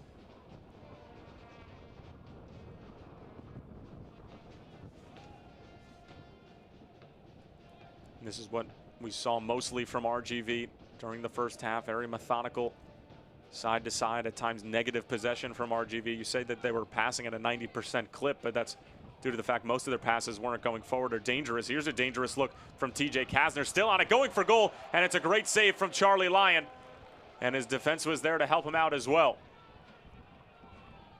And that right there is the biggest difference between the whole entire first half and these first 5 minutes in the second half is choosing that possession, which is fine side to side at times, but there has to become a point when you choose to go forward. Finding TJ Kasner is a great option. He's dangerous right now. He's hot. He wants the ball. He wants to take his players on. I like the fact he decided to cut that back to his right foot and go to the shot because he's gone end line a couple times, so why not switch it up? He's a player they should continue to find because he's been dangerous and created a lot of chances so far. Eric Bird going out wide. It's Lucatero again, who continually finds himself on the outside trying to look for Eric Bird, but that one goes out of bounds, and perhaps maybe a bit of a personnel change in terms of where players are on the field. Another look at TJ Kasner's chance. You see just going right out Joe Franco here, but Charlie Line doing really well to get down and make the save. And the biggest change right there is Eric Bird found Kasner. That happened a lot in the first half, but Kasner gathered the ball and decided to dribble straight at that back line of Orange County, who really haven't been under that type of penetrating pressure. If anything, the ball's been wide and they've just had to jockey and 1v1 defend near their own box. They haven't been under that direct pressure, a player dribbling directly at them. So I like that from Kasner, that he decided to just take that upon himself and just dribble at the back line. Well, Kasner was originally playing in that holding role with Jorginho James at the beginning of the game, and it looks like Todd Wharton has slid into that position, and TJ Kasner has moved out wide, and Lucatero has moved out wide as well, and Eric Bird has sort of slid into where Ruben Luna was playing before. So maybe it was just a personnel change that Junior Gonzalez needed to make at halftime, sort of sit the boys down and say, okay, we're going to switch a little bit up in terms of where you're playing on the field, and that might lend to some more creativity, and it seems to have paid off. And that started a little more in the first half. I don't know if that was a conversation when Luna was taken out at the hydration break, or maybe if it was just verbally addressed at halftime, but Kasner was bringing a lot of pressure from that wide position. Like you said, Todd Wharton started the game out wide, and he's a player that can play wide, but he's a different type of wide player than Kasner is. Obviously, Lucatero has more outside tendencies rather than being that lone striker, so I think they have kind of found what works for them. It's a bad giveaway from Orange County, and now Eric Bird in some space looking for TJ Kasner. The cavalry arriving now. Still Eric Bird looking for the big switch over to Todd Wharton as Emilio Garcia is taken down, or perhaps it was Lucatero. But either way, Daniel Radford not having any of it, and Charlie Lyon collects and will be able to distribute. That run coming from Todd Wharton was going to be so dangerous. Bird didn't get enough on that pass. Lucatero did his best to flick it on to Wharton coming behind. But that run, that movement was missing. I said it in the first half. There's movement of the ball, but not movement of the individuals. They were just very stagnant and just staying in their positions. There was no creative movement, and that's something that we've already seen in the opening minutes of the second half. That's proven to be a big difference maker for RGV, is when they decide to change up their runs or work off one another. Good things happen. It opens up other players also. Emilio Garcia hits that with his hand, and it will be a free kick to Orange County. OC looking to keep this four-match unbeaten streak alive. RGV looking for their first win since a 1-0 result against the Colorado Springs Switchbacks a few weeks ago. Stevanovic dispossessed and looking to operate quickly here. Franco with a neat touch.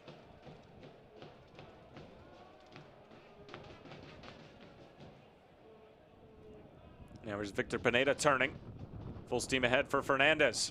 Now Kobayashi finding Stevanovic in space once again. Stevanovic drawing the double team.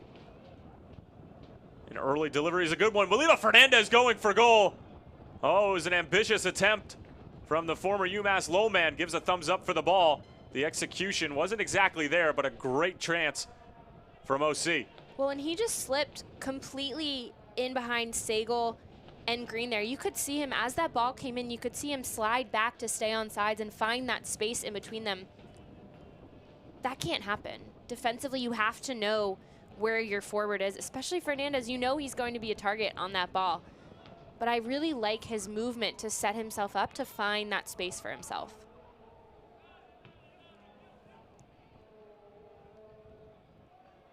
And that touch from Eric Bird goes awry. And the referee is going to stop play. And it's going to going to be Monday a team checking in and replacing Zach Kobayashi, who appears to be grimacing coming off. So looks to be an injury replacement more so than anything for Logan Paws, who gives Kobayashi a handshake for a job well done for about 54 minutes, excuse me. And now it's Monday a team coming onto the scene. He scored a goal via a Wilito Fernandez assist in their 2-1 victory over Seattle on Saturday. So Logan Paws feeling that a team can come on and have an immediate impact.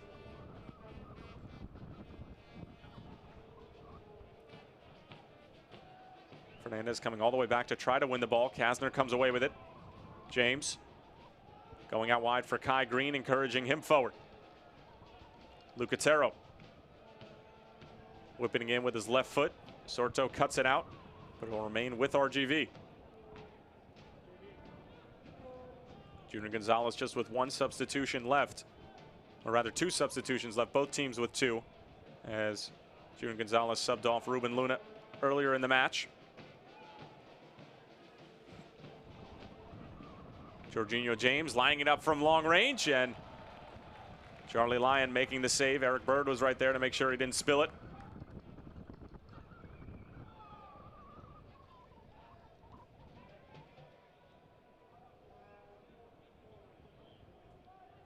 Ten minutes into the second half, Morgan, already just a much better pace and a much better feel to this match. It almost seems like this is the start of the match with the intensity both teams are playing with. Just with the speed, the pace, it almost seems like this is the first 10 minutes. Like they're both trying to just push after and get on the board first. So it's been a nice change from that first half because it was just a little too stagnant on both sides. Stevanovic moving into some space. Still Stevanovic going for goal, but blocked in front by a number of orange jerseys. However, it'll stay with Orange County, and Stevanovic has looked extremely dangerous. Not only the goal, but the one opportunity that he had that just went wide of the post, but more so just gathering the ball outside on the wing as a team was trying to play the ball on the ground with his head. You don't see that every day. That was interesting. You really don't see that. I mean, working hard to not let Garza get to the ball, but obviously that's very dangerous for a team to put his head on the ball to not allow the other team. I don't know. I've never seen that before. It was clever. You have to give him that. Oh, absolutely. A heads-up play. Now.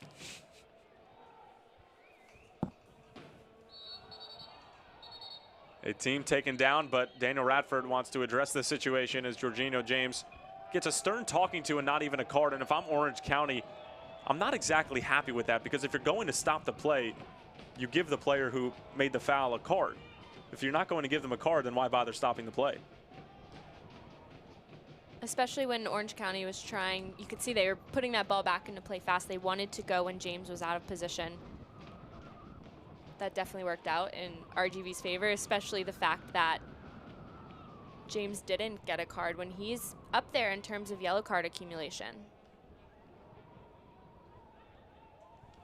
Soccer fans, Nike is an official sponsor of the USL. For more information, visit nikesoccer.com.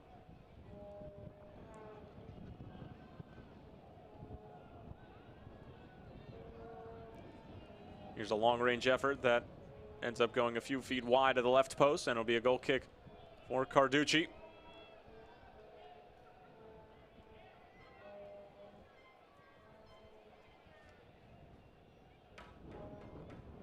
And it looks like the Orange County player might have gone down on that play.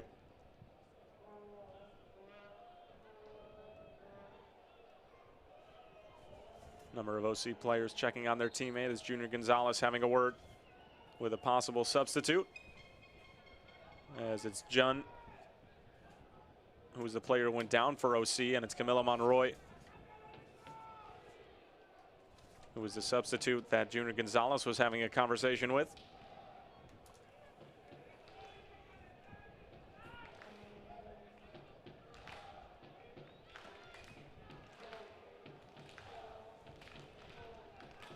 Kevin Jun, the injured player, 23-year-old, out of Los Angeles, California, in his first season with OC.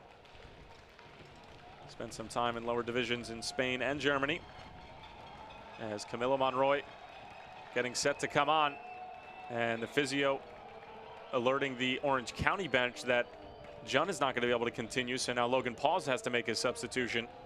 And both coaches will be down to one substitute apiece within the next minute or so once Jun gets subs off. Camilo Monroy getting set to come on. It's Monday 18 and Wilito Fernandez having a conversation of what they're going to try to pull off in the attacking third.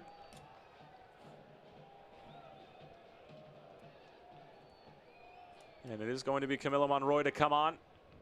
Missed a large portion of the beginning of the season to injury, and it'll be Lucatero to come off. Lucatero was the substitute who came on for Ruben Luna. So an interesting move there from Junior Gonzalez to take Lucatero off, who was the player he subbed on for Ruben Luna, but I guess he just figures it's a wash in terms of the amount of minutes that Lucatero ended up playing, which was close to a full shift. And now Monroy onto the scene in the 60th minute. Well, Tyler, for Lucatero, he'd only played 180 minutes coming into this game. So if you think about it, 60 is a lot for him. He's probably a player that comes in when he's needed to bring an impact, a spark to the game, but not playing a significant amount of minutes game in and game out.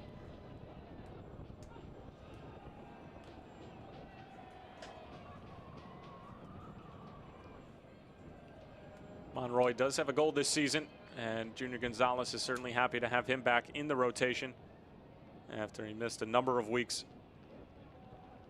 due to injury.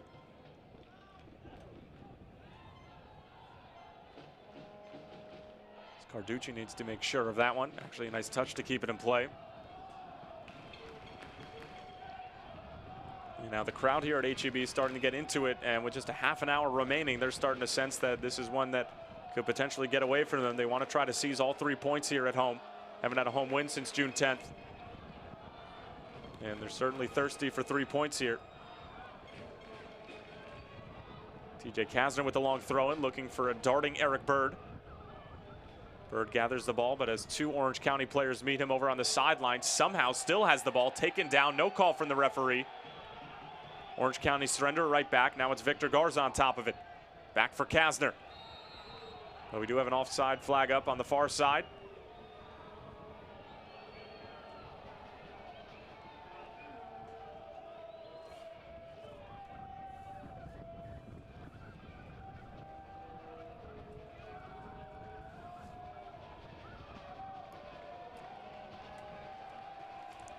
Fans, the USL is one of the most prominent second division professional leagues in the world, featuring some of the game's top talent and rising stars. Stay up to date with all the latest league news and information by visiting uslsoccer.com and follow them on Twitter at USL. Victor Pineda picking up the loose ball.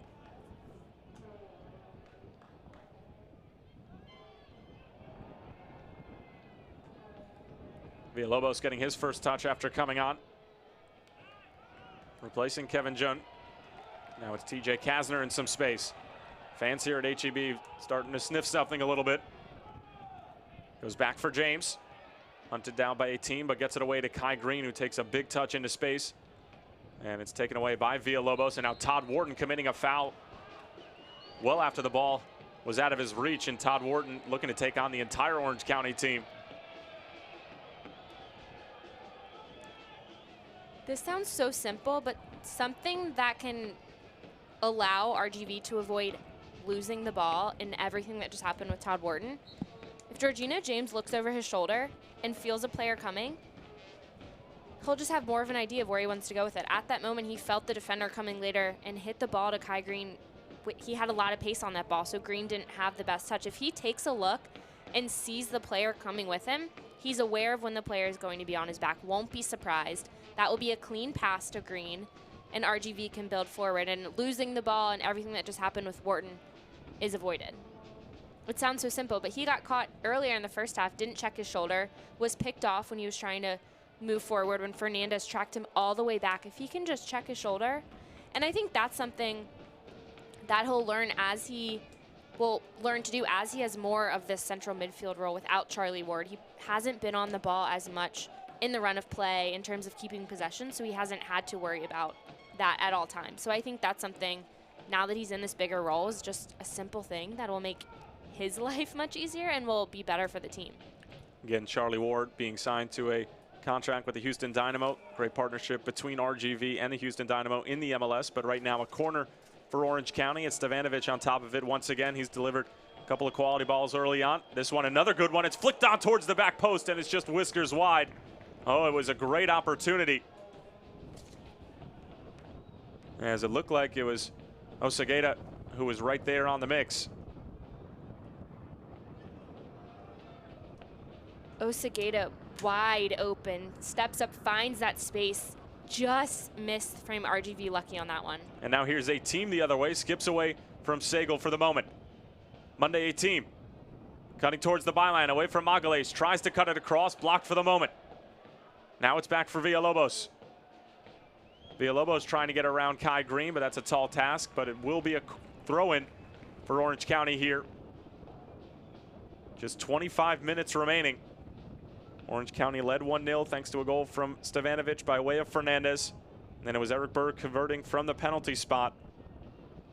And Jorginho James just muscling Villalobos off the ball. And now RGV are away the opposite direction, but only momentarily, as OC do well defensively in transition and win the ball back.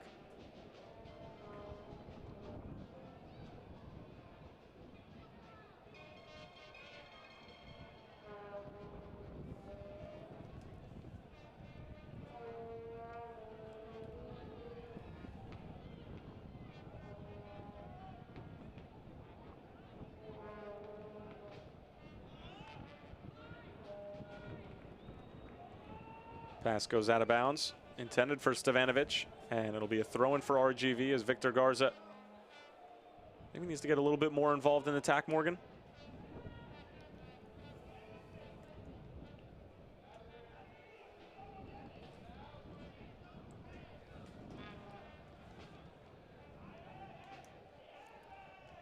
Fans, today's match plays an important role in the close partnership between Major League Soccer and the USL to test the use of a video assistant referee, or VAR. The VAR will be implemented during key match-changing situations and serious missed incidents on the field. For more information on VAR and its use in the match, visit uslsoccer.com.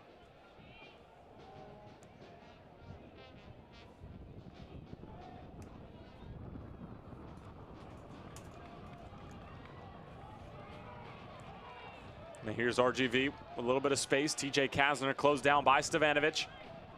Now it's out wide for Victor Garza on cue, moving forward towards the byline. Tries to get the cross off, but it was great defending from Joe Franco. And we will have a substitution for Logan Pause, as it is going to be Richard Chaplow,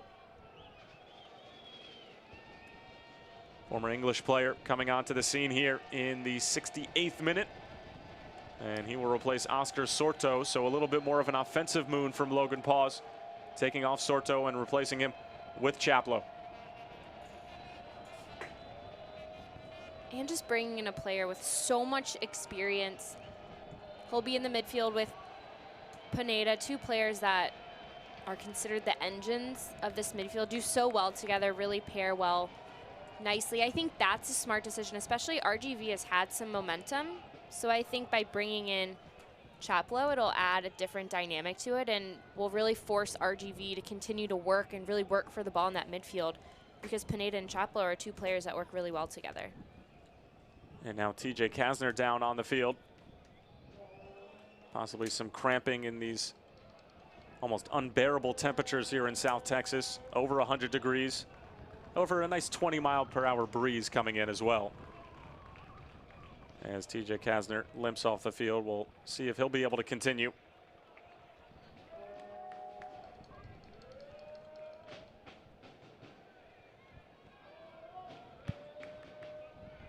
And it looks like he will not. So Junior Gonzalez going to make his third and final substitution now, as it is going to be Kyle Murphy coming on here in the 70th. So TJ Kasner, who drew the penalty which led to the Eric Bird goal, taken off, and a solid day's work for TJ Kasner. So dynamic, so dangerous on that flank in the first half, but especially the second half. You really found his footing. I think bringing in Murphy is just a different dynamic. He's a different type of player. You don't usually see a coach use all 3 of his substitutions before the 70th minute, but unfortunately early on with that injury to Luna, that's just what happened. So it's tough to play in these conditions. We've said that. I'm interested in how it's going to go for the rest of this game because there's still a good amount of time left. A team whipping in a dangerous ball. It's cleared away by Sagal, and thankfully it was Todd Wharton who was there and not a white jersey for RGV. And now Kyle Murphy springing the other way, getting his first touch in. Looking to work around UBS. It's a great ball. It's for Bird, taking it on the first time, but he scuffed it. It forced a save out of Charlie Lyon. It'll be a corner for RGV, but that's a really well-worked counterattack. Eric Bird is a player that always finds himself in the place where there needs to be a player. When he gets forward, he does a great job of filling the hole, finding that ball as it comes back across. Decided to hit that one first time. I don't know if it necessarily had to go first time, but still forcing a save. It's another good corner in. Orange County clear it for the moment. Just a little more than 20 minutes remaining here at HEB Park. In the United Soccer League Game of the Week on ESPN 3, Tyler Terrens and Morgan Conklin.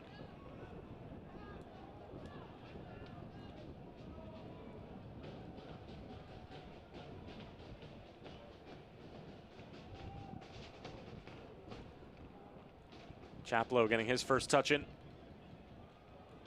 Former journeyman in the Premier League. Spent the bulk of his career with Burnley and West Bromwich Albion, as well as stints with Southampton, Preston North End, as well as Millwall and Ipswich Town. In his second season with Orange County, Eric Bird actually got in the way of that pass. It was intended for Camilo Monroy, and Junior Gonzalez having some stern words for his midfield.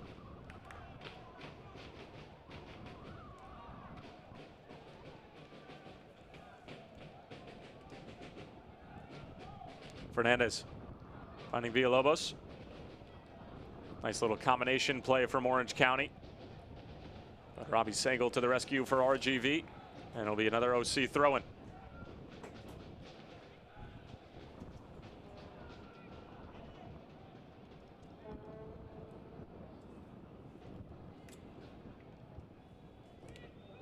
Chaplow. Long for Franco. Now here's Stevanovic. His ball doesn't get past Magalhaes. Eric Bird with a neat touch over the defender, over himself, and then collects it. And now going out wide for Emilio Garcia. Haven't heard his name called a whole lot. Sending the ball in. It takes a deflection. Joe Franco is there. And Fernandez coming all the way back to keep possession for OC as well.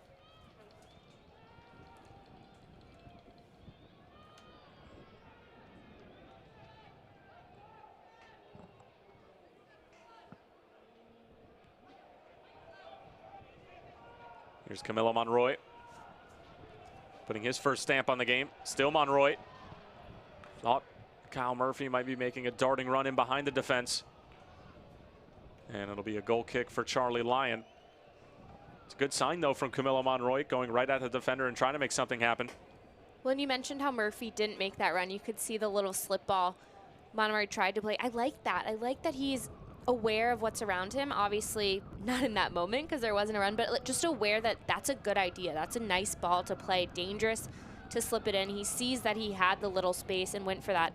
I like seeing players come in and make an impact, both getting at the back line, but also attempting to connect with their teammates.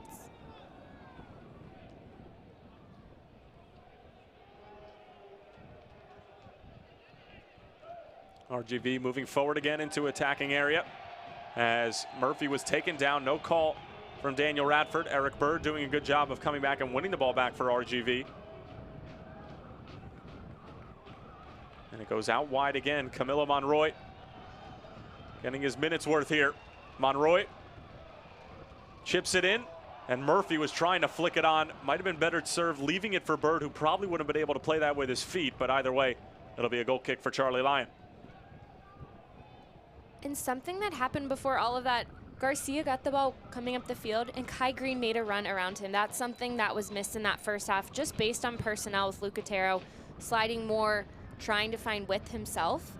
But Kai Green is choosing his moments when to get forward and figuring out a way that he has space, he can add something to the attack.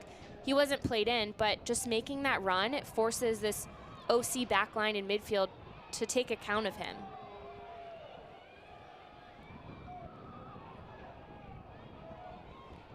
Emilio Garcia goes down. Kyle Murphy almost stripping Joe Franco, and that would have been nervy moments for Orange County, as Franco almost gets stripped again. And now the referee going to check on Emilio Garcia, but we will also have a hydration break as well.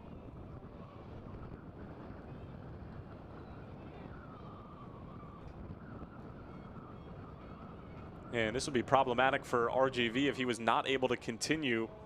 Junior Gonzalez doesn't have any subs left, but it appears that Emilio Garcia is okay, as the players will head over to their respective coaches and get some last-minute tutelage before we enter the dying embers of this one. And we'll take a look at some of the best saves from Charlie Lyon throughout the night, who has been very solid in goal for OC. And most of this occurred in the second half. He really had to come out of that locker room and be ready, because RGV was a completely different team coming out of the locker room. TJ Kasner getting forward, putting pressure on Lyon. Just very impressive, his performance, especially compared to that first half when he just wasn't called on a lot. It's almost a TJ Kasner highlight reel as well, just because he was putting so much pressure on Charlie Lyon. Here's another Eric Bird opportunity that Charlie had to knock away, and maybe Eric could have taken a touch and brought that down. He was in a lot of space, but when the ball's coming across like that and it's sort of knee-high, every striker's mind sort of lights up as an opportunity to hit that world-class volley, as the players are getting set to restart here right around the 77th minute mark.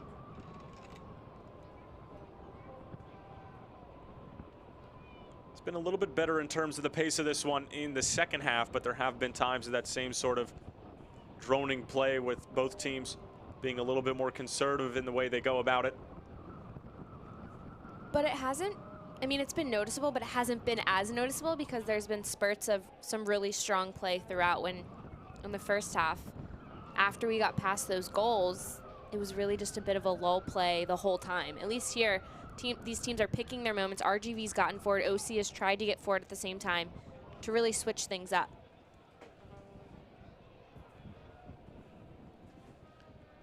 Fans, stay up to date on the latest USL news and information from around the league. Tune into USL Coast to Coast with Mike Watts, Mondays at 7 p.m. Eastern Time on SiriusXM FC, Channel 85.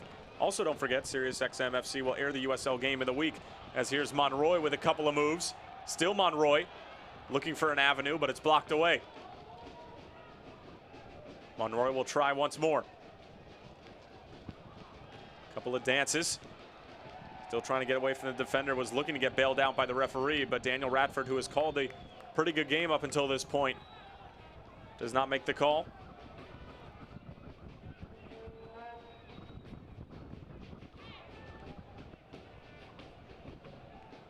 Garza just trying to bully his way through. Franco stood him up well.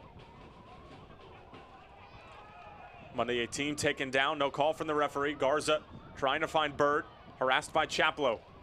Bird laying it off for Todd Wharton. Nice touch from Kyle Murphy. Really tight quarters here for RGV. Garza thought about the shot, but goes out to Monroy now. Garza lining up the delivery.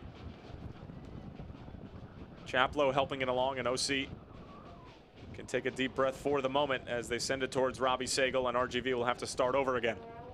And if you're RGV and having to start over again, go up the left side of your field. Find Monroy. He is so dangerous. Those quick touches are so hard to defend, especially when you're tired. Playing almost 80 minutes, you're exhausted at this point, and having a player come in with fresh legs who can slice and dice and try to cut you up on the side is not an easy thing to defend. So if they can continue to push forward with pace and find him wide, he can create for them and give them good chances. And Monroy is a player for Junior Gonzalez that would probably be in the starting lineup on a regular basis if it weren't for the nagging injuries that have kept him out of the team sheet thus far. So that's a player who you're bringing in with fresh legs, who also just happens to be a starting caliber player. So it's extremely difficult for the defenders, as we've seen early on. Eric Bird calling number 7 again, but the pass over his head. And Junior Gonzalez always animated on the touchline, offering some advice, maybe pulling some defenders in to try to get some defensive shape, not allow OC to maybe counter.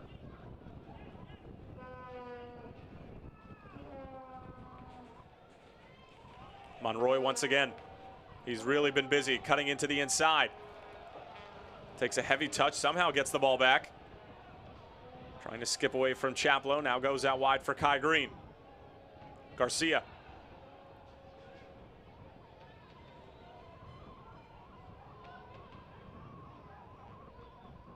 Murphy finding Monroy. James trying to slip it through for Bird, but it's cut out by Franco, and neatly puts a foot on the ball and slows things up. However, gives it right back. Magalhaes clips it back in. Bird showing good strength here. Still Bird. But Chaplow gets the better of him. A little bit stagnant again from RGV in the attacking third, as this big sweeping ball finds Villalobos.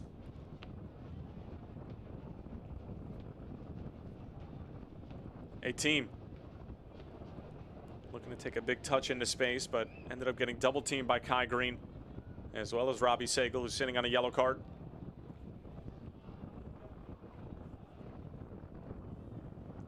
Into the last 10 minutes here at HEB Park. Soccer fans, Nike is an official sponsor of the USL. For more information, visit NikeSoccer.com.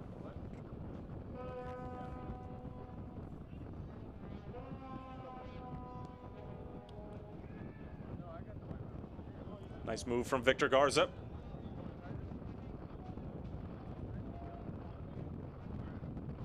They are really getting their money's worth out of this left-hand side. You rarely see any action over on the right with Emilio Garcia. Might have something to do with maybe that injury picked up, or maybe they feel they have a mismatch here on the left side. Well, and having Monroy find his way over there, really looking to push up that side. Kai Green's on the right side, so Garza has found his way to the left. He likes to be on the ball, try to create up that left side. I think it's just in terms of players that kind of have some momentum and have rhythm right now. Stevanovic, first time OC, is attacked in a while. It's a good ball in. A team and Fernandez were both a beat behind the play. Fernandez will be able to keep it in, however. Trying to spin away from Kai Green, who pokes it out of bounds. Superb ball in from Stevanovic. Just a team and Fernandez were a little bit behind it.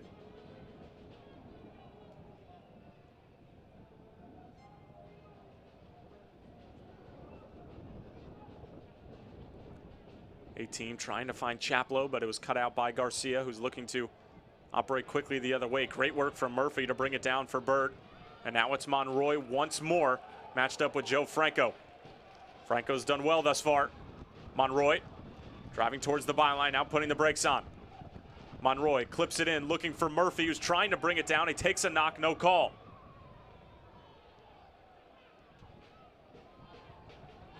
Garza. Stevanovic read it the whole way and clears it out of bounds. It'll stay with RGV. Last 7 minutes of the allotted 90 plus stoppage time remaining. Monroy just trying to go through the defender there. Now it's Chaplow. Chaplow gives it right back. A little bit of sloppy play in the middle of the park from both teams now. OC really on their heels here in the last moments of this one.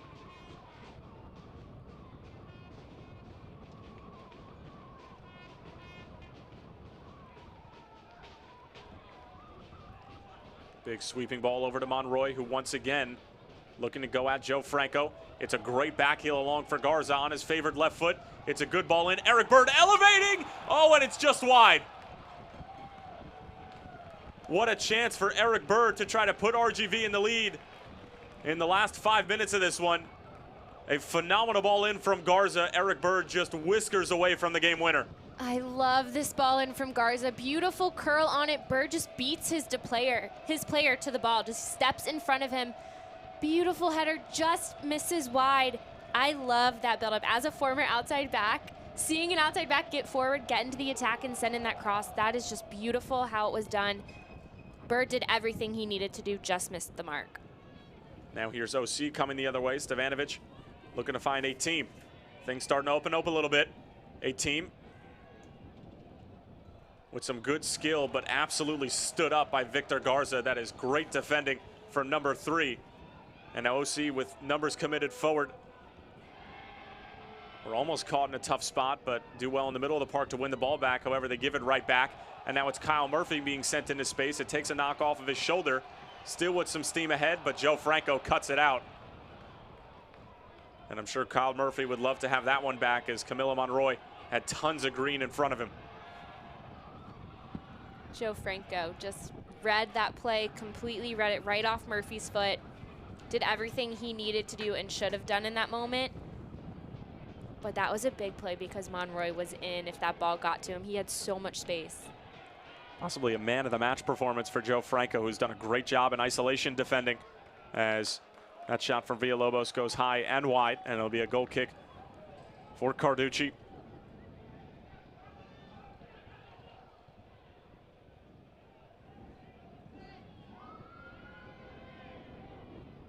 And it almost seems like any opportunity that RGV get, I mean, a real chance like the Eric Bird one we just saw moments later, that OC sort of get a little bit of a wake-up call and come back right on the other end. Which you don't always expect that, because you expect it to maybe light a fire under RGV and allow them to have another chance going forward. So I would agree with that, but it's not always expected. Here's Eric Bird, slipping it through from Monroy again. Monroy sizing up Franco. Back for Garza. Garza driving towards the middle. That ball takes a deflection and all the way back to Charlie Lyon. As we are into the 87th minute. Fans, the USL is one of the most prominent second division professional leagues in the world, featuring some of the game's top talent and rising stars. Stay up to date with all the latest league news and information by visiting uslsoccer.com and follow them on Twitter @USL. Chaplow encouraging Villalobos forward. It's a good ball, a big touch around Kai Green, squaring it across. Magalhaes to the rescue. Oh, it was a good challenge, yet it had to be. Second ball is clipped in. Garza wasn't sure what to do with it. Now doesn't get all of it. It's a team who's on top of it, looking for the early service, takes a deflection. Still Villalobos. Back for Chaplow. And it looks like we're going to have an offside call. And Daniel Radford almost saying, my fault, to the players on the field. I guess he didn't see the flag go up on the near side initially, and now calling the play back. And it's probably better that he get it right a little bit late than not get it right at all.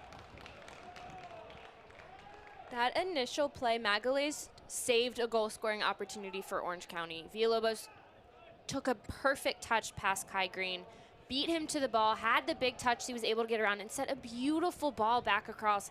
Magalhaes did exactly what he needed to do and was in the perfect position, because there were a handful of Orange County players just waiting for that ball at the top of the box. Villalobos has a couple of goals off the bench for Orange County this season so far, and finally starting to get involved.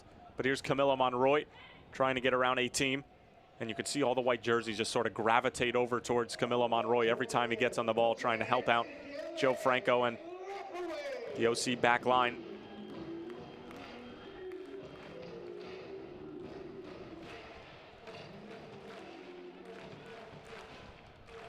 Victor Garza looking for an option. Eric Bird asking for it. Finally goes to Bird. Just helping it along. Kyle Murphy just trying to flick it towards the back post.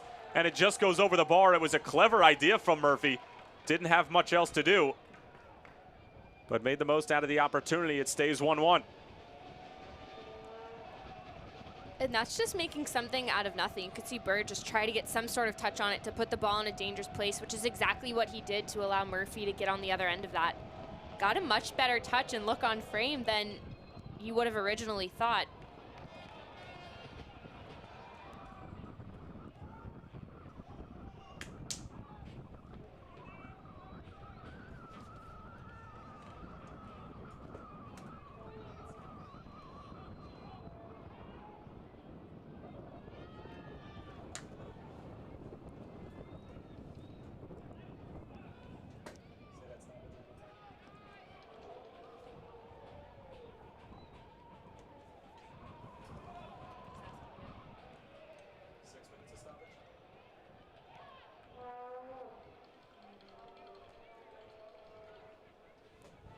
Getting word now that we're going to have 6 minutes of stoppage time added on to the 90, so plenty of opportunity for a game winner here as we approach the 91st. Chaplow. Orange County looking to steal all 3 points on the road here at HEB Park and keep that 4-match unbeaten streak alive. A team trying to send it across. Garza denies the service. And a team cleverly knocking it off of Garza. It'll be a corner for OC. And these are the types of moments, Morgan, that you'll sort of look back at, and if OC were to score off this corner, that play is made by Monday 8 team, who simply just knocks it off of Garza, and now it's a goal-scoring opportunity. And corner kicks are always dangerous, especially at the end of the game. Both these teams are so tired, so they becomes that much more important just to mentally stay alert. It's a good ball in, but Carducci off of his line and able to claim it. Carducci just finding Eric Bird in some space and quickly goes out wide for Emilio Garcia. Numbers if RGV hurries the other way. Emilio Garcia into the area, electing for the early service. Chaplow gets there first with his noggin. Monday 8 team was trying to clear it, ends up finding the feet of Villalobos, who's full steam ahead. Villalobos with a heavy touch, showed too much to Robbie Sagel. Villalobos was hoping for a handball, but no call from referee Daniel Radford. And RGV surrender possession right back.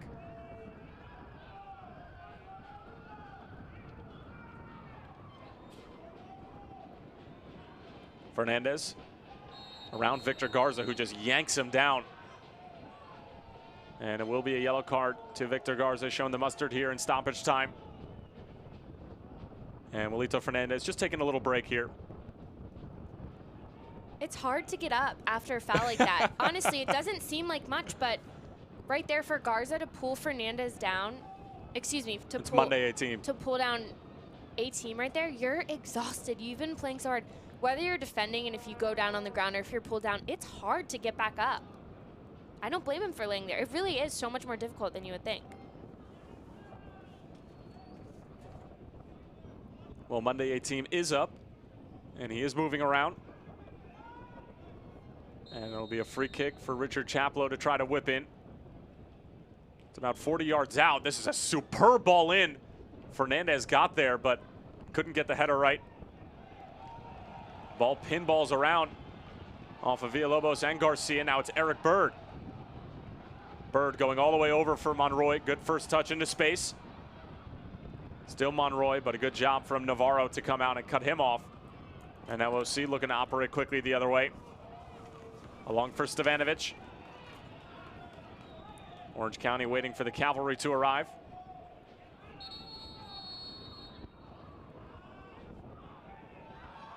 And now Jorginho James issued a red card here.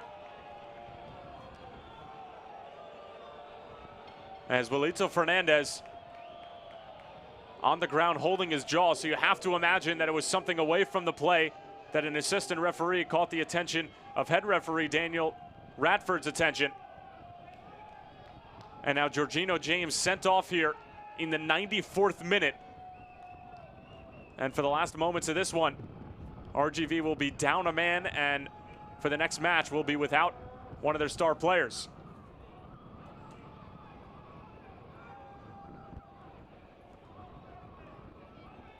A hard challenge from James. I'd have to see another replay of that. I didn't see it exactly when the moment. I wasn't looking at that tackle. I didn't see it, so I'd have to see another replay. That's tough. You see James going in hard, goes to grab the shoulder. Would be a perfect moment for VAR to Absolutely look at that one again. The VAR is allowed to review red cards as Jorginho James walks off the field. It's a no-brainer to say you don't like seeing any cards, especially red cards, but that late in the game, James didn't look like he was going in there maliciously. He was going in for a hard tackle, but you hate to see a card like that happen when you're a minute and a half from this game being over. And now here's Orange County. Villalobos trying to squirt through. Villalobos, and there's a beautiful save from Carducci. Back out, Stevanovic mishits it. Monday 8 team trying to send it across, and Todd Wharton clears it away. Oh, it would would have been disastrous for RGV had OC scored right after James gets sent off. Just a dangerous attack. But Carducci, beautiful save, gets down low. That's what his team needed in that moment. Came up huge for RGV there. Well, Villalobos certainly is a stoppage time savior. He had a 90th minute goal against Portland when they were down to 9 men that equalized. They earned OC a point at home against the scrappy Portland Timbers 2 team and almost just got the game winner there. And now RGV just trying to see this one out at 1-1, down a man. OC looking to take advantage of the man-up opportunity. It's a bad giveaway. Garcia picks it up. Hunted down quickly, though, by Villalobos. Monroy sees it goes out of bounds. It'll stay with RGV. Perhaps the home side looking to go for the game winner here. Wharton.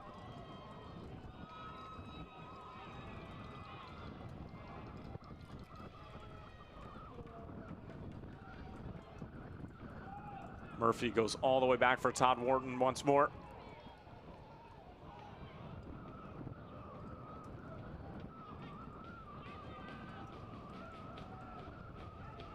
Bird out wide for Murphy. Murphy trying to find Eric Bird, looking to skip away from Victor Pineda.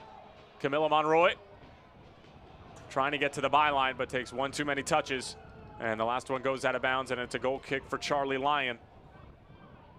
And you have to expect maybe about 30 seconds were added on for the Georgino James red card.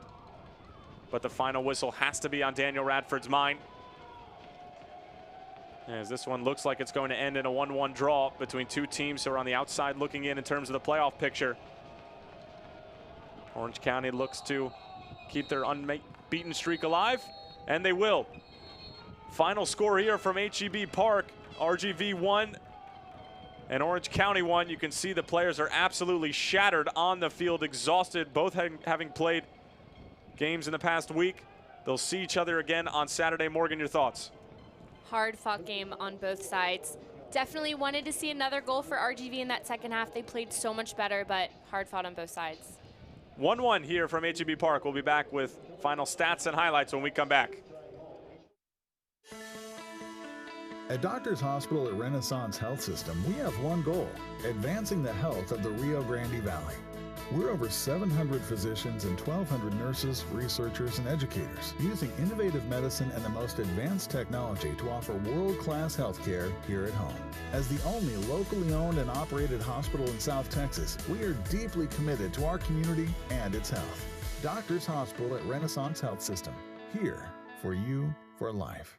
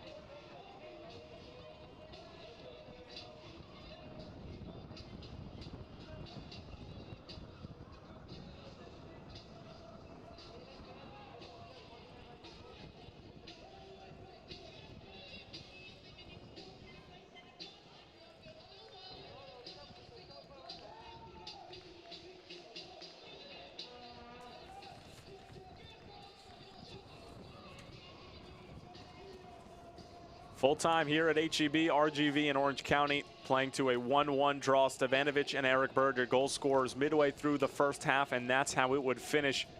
These two Western Conference teams playing a hard-fought match, and you can see just by their body language, absolutely shattered here after a tough 90 minutes. RGV coming off a game from Saturday, and Orange County rather coming off a game from Saturday. RGV were on their bye week, but both teams exhausted in a hard-fought match. Tyler Terrence and Morgan Conklin here. We'll take a look at our full-time stats, and as we expected, Morgan, RGV